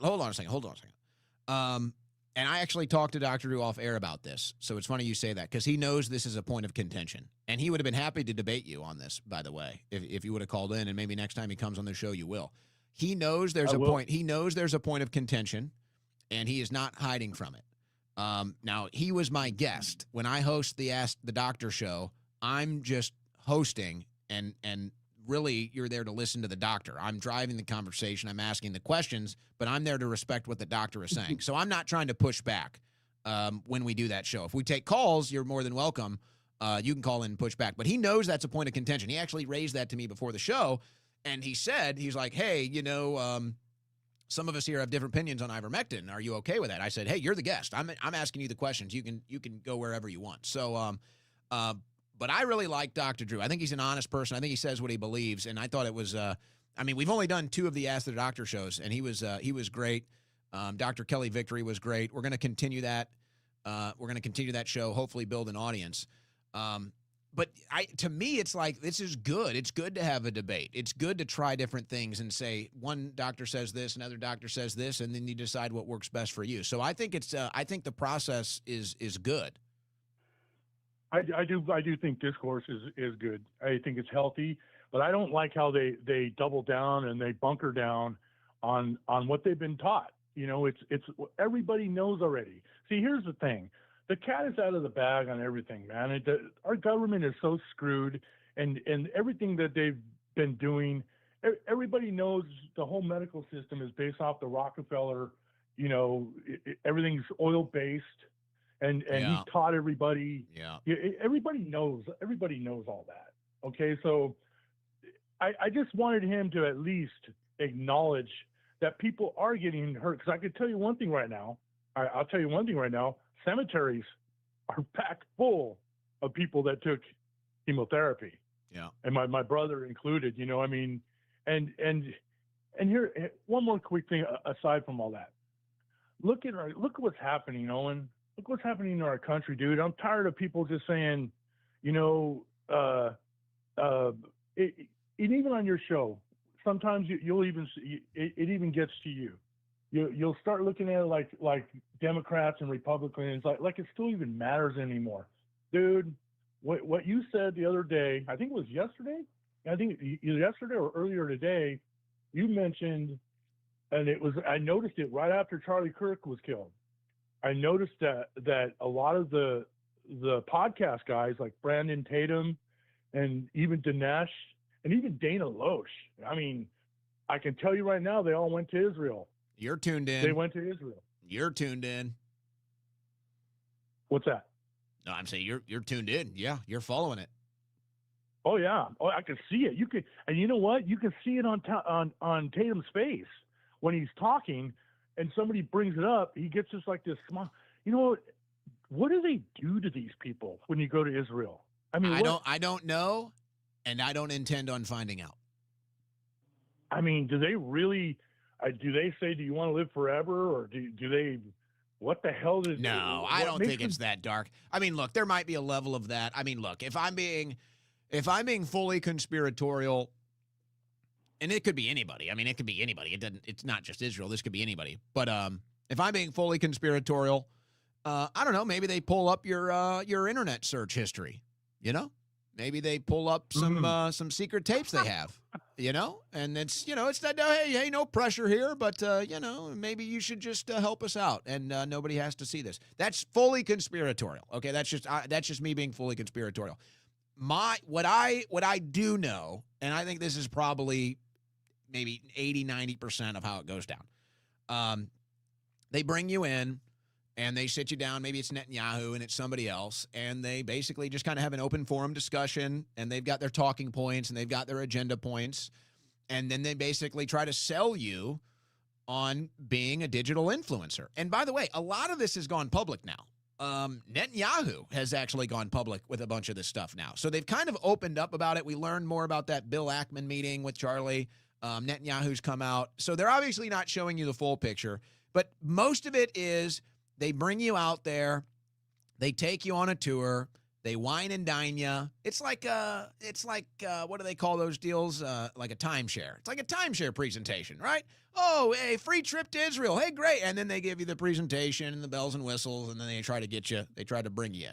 So it's mostly like that. It's mostly like that. Now, there might be some other stuff and other stuff that we, there's probably some other shady stuff that goes down. But that seems to be, from what I'm told and what I know, it's like they just bring you in, they take you around, they wine and dine you, they sit you down, they have an open forum discussion, they have their talk points, and then they say, would you like to help us?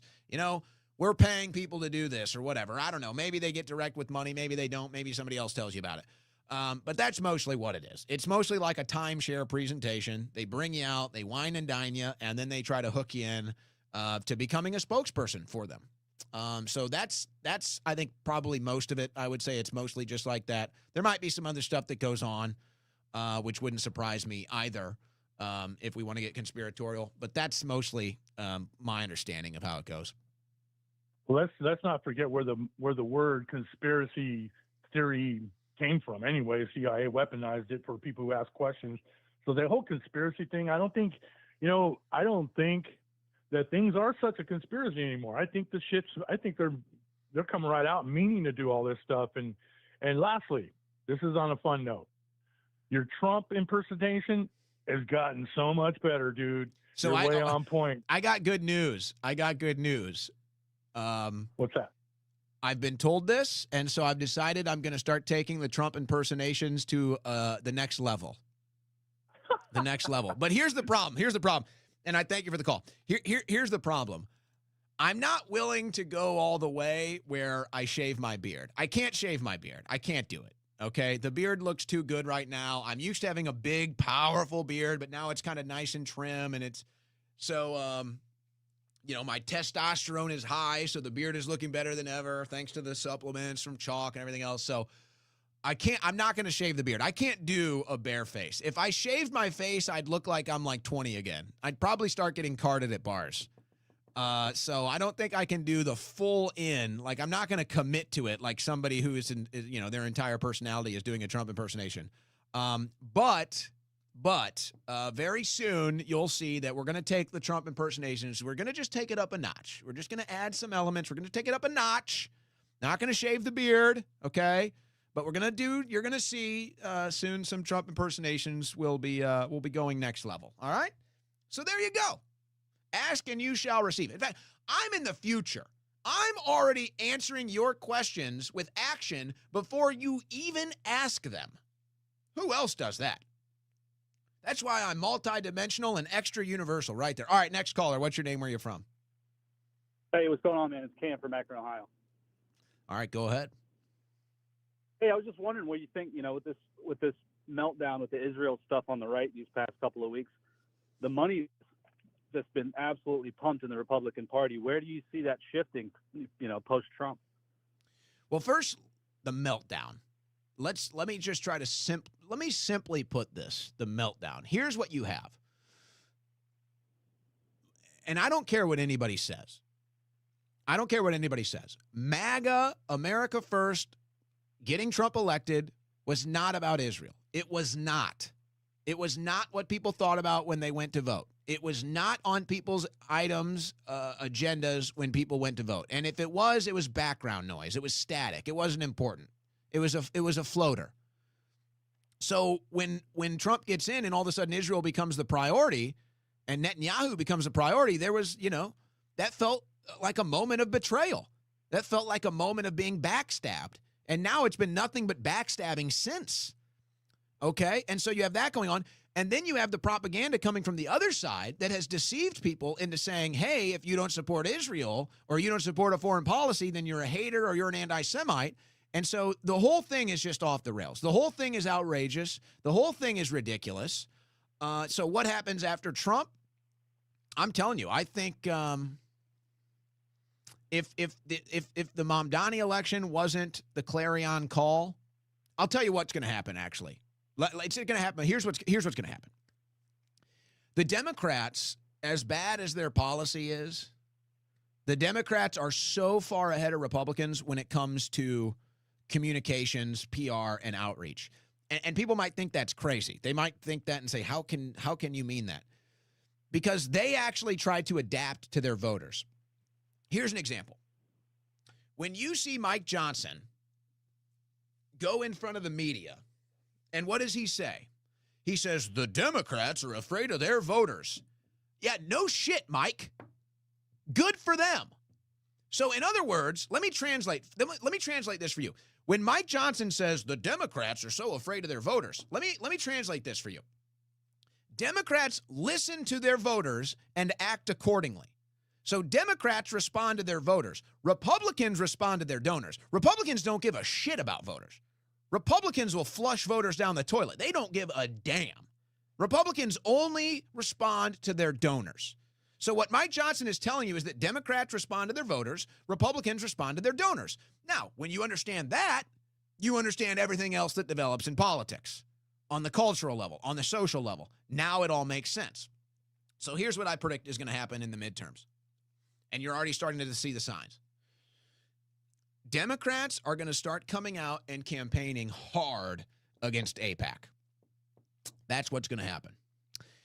And this can probably only happen on the left right now. The right is not ready for this. The American right is not ready for this. The American left is already, they're already a foot in the pool, and they're ready to line up to get on the diving board. Once the Democrats see that campaigning against Israel or campaigning against AIPAC is popular, they'll all do it. They will all do it. They'll all directly do it. They'll do it loud. They'll do it proud. They'll reject the money. And then when they see that that's a positive effect and you can win elections on that, they will all do it. All of them will do it. Now, I don't know if that's 2026 or 2028, but that's what's going to happen first. I believe that will happen first. And then, the Republicans will have two choices. The Republicans will either decide they're going to counter that and go even more pro-Israel, and then they'll take the AIPAC money that the Democrats are rejecting. So, $100 million will pour into Republican Party politics from AIPAC outside of the Democrats. So they might just take the money and go all in. So now, yeah, I don't think the right is ready to overwhelm that. I don't think that can be overwhelmed in 2026. Now, maybe 2028, if the Democrats do it successfully in 2026, then 2028, you could maybe see room for that happening on the Republican Party. But I don't think that happens in 2026 on the right. No way. No way. And if that AIPAC money that the Democrats are rejecting goes to the Republican Party, no, they'll all be more pro-Israel than they are pro-America. If they aren't already, some would argue they are. But so that's where I see that going. But I don't think. And this is why they're so desperate to sign that deal. This is why they're so desperate to sign that contract extension that expires in 2028. This is why they're calling it America First Israel Aid, because they know the gig is up. They know the gig is up. They know by 2030, Israel's approval in the United States will be in the single digits. Now, that could all change with one thing. All of that could change with one thing. And this is what gets left out of the conversation. If you have regime change in Israel and you get rid of Netanyahu and you put somebody in the prime minister's role who isn't a known liar, who isn't a known warmongering, blood-drenched, psychotic liar, that's my interpretation of Netanyahu, and I think most Americans as well. And I know people listen to this that actually know Bibi and they would disagree, but hey, that's my interpretation. And that's the average America's interpretation. And that's the average human on planet Earth's interpretation. And that's what his actions would lead us to interpret. If you had regime change in Israel and you got somebody as the prime minister that was a lot more grounded, a lot more humble, a lot less addicted to war and the expansion of the Israeli state, who didn't have a track record of coming to the U.S. Congress for 40 years and lying to us to get us to go to war in the Middle East, then a lot of this stuff would cool off. A lot of this stuff would cool off. And you might be able to re-sign a deal. If you had a leader in Israel that the American people genuinely liked, not like the Netanyahu propaganda that we get shoved down our throat, then you might be able to extend that deal. You might be able to. But with Netanyahu, it's going to be wholly rejected. But he's not going anywhere. He's canceling elections. He's canceling court dates. He wants to be a dictator. Maybe he already is. So that's why they're so desperate. That's why they have to get this deal done now, because they know that very soon, definitely in 2 years, Americans aren't going to want to sign a deal with Israel. Americans aren't going to want to sign a foreign aid deal with Israel when Netanyahu is the prime minister, especially. So that's why they're going for it now. But I did predict that first. I did predict Mamdani would win first, and I did predict that Israel would become the pariah that it is, and that eventually politicians will start realizing that, tapping into that, and then using that to get elected. And Mamdani was just the first case. That was just the first case of it. So I anticipate some Democrats will lean into that in 2026. They'll campaign against AIPAC. It'll lead to political victories, and then the Democrat Party will follow. And then the Republican Party will have to decide what they want to do after that. But the Democrats are going to break that. The Democrats are going to break that issue. They will. The Republicans won't, because they're just too, I don't know what it is. They're too addicted to money. They're blackmail. I don't know what it is. They're obsessed with it, though. Everybody sees it. So that's where I see it going. All right. Last caller of the show. What's your name? Where you're from? Hey, what's going on, Owen? This is Jeremy, the Skunk Man. The Skunk Man? Yeah, we talked on your first day, back in the independent realm. I was the guy that asked you about methylene blue. Okay, Skunk Man. Yeah, well, just an update. It still turns your pee blue. It's still a thing. Well, yeah. But now I don't think that changes. Yeah. Well, I was waiting for the studies to come out and whatever, but decided to take it into my own hands. And, survey says it still turns your pee blue. Now, I don't know if you've heard, but they have this other methylene product that came out. It's called methylene red. Oh, methylene red. Methylene red, yeah. Wow. So I wanted to know if you've given it a shot yet. No, I'm not a fan of the methylene blue. So I doubt I'd be a fan of methylene. So what's the methylene blue for Democrats, methylene red for Republicans? What's the difference? That's a good point. What I was thinking, once I get my methylene red in, I'm going to combine it and make a methylene purple and see what it does to my insides. Wow. Yeah. You are the science. Hey, they don't call me Bill Nye for nothing. You know what I mean? They need somebody to be the science. They need somebody as the test subject. You are volunteering, the Skunk Man. Now you bring it up. Let me. I'm going to call up Bobby. I'm going to call up Bobby Kennedy and there you see go. if he needs a test subject. I'm thinking, what do you think? Like $35 an hour? That would work. Well, I'll tell you what. And I thank you for the call, folks. Just ask yourself this. We're about to sign off. Just ask yourself this. What happened to MAGA? What happened to make America healthy again? What happened? Where is it? Where'd it go? And what role is Tulsi Gabbard serving in the administration right now? I think these two issues are eventually going to become bigger. And people are going to start wondering what's going on. They're going to start wondering what's going on, and then they're going to start wondering why said thing is going on. Maybe we're a little ahead on that one. But, yeah, I think that's going to be a story soon. Hey, folks, remember, owenschroyer.store. We've got the whole store back up. All the shirts, all the pants, the hoodies, everything. It's back up at owenschroyer.store. I think it'll last for the rest of this year. And then I think a revamp for 2026. So if you want the official, this will be gone in 2026. This is the official Win Network Founders Polo. It'll be gone in 2026. So if you like all those products, the whole thing is probably going to be revamped in 2026. So take advantage of everything while it's there. That's going to do it for today's show. As always, we take our 21-hour break, and then we'll be right back here, same time, same channel tomorrow. God bless and Godspeed.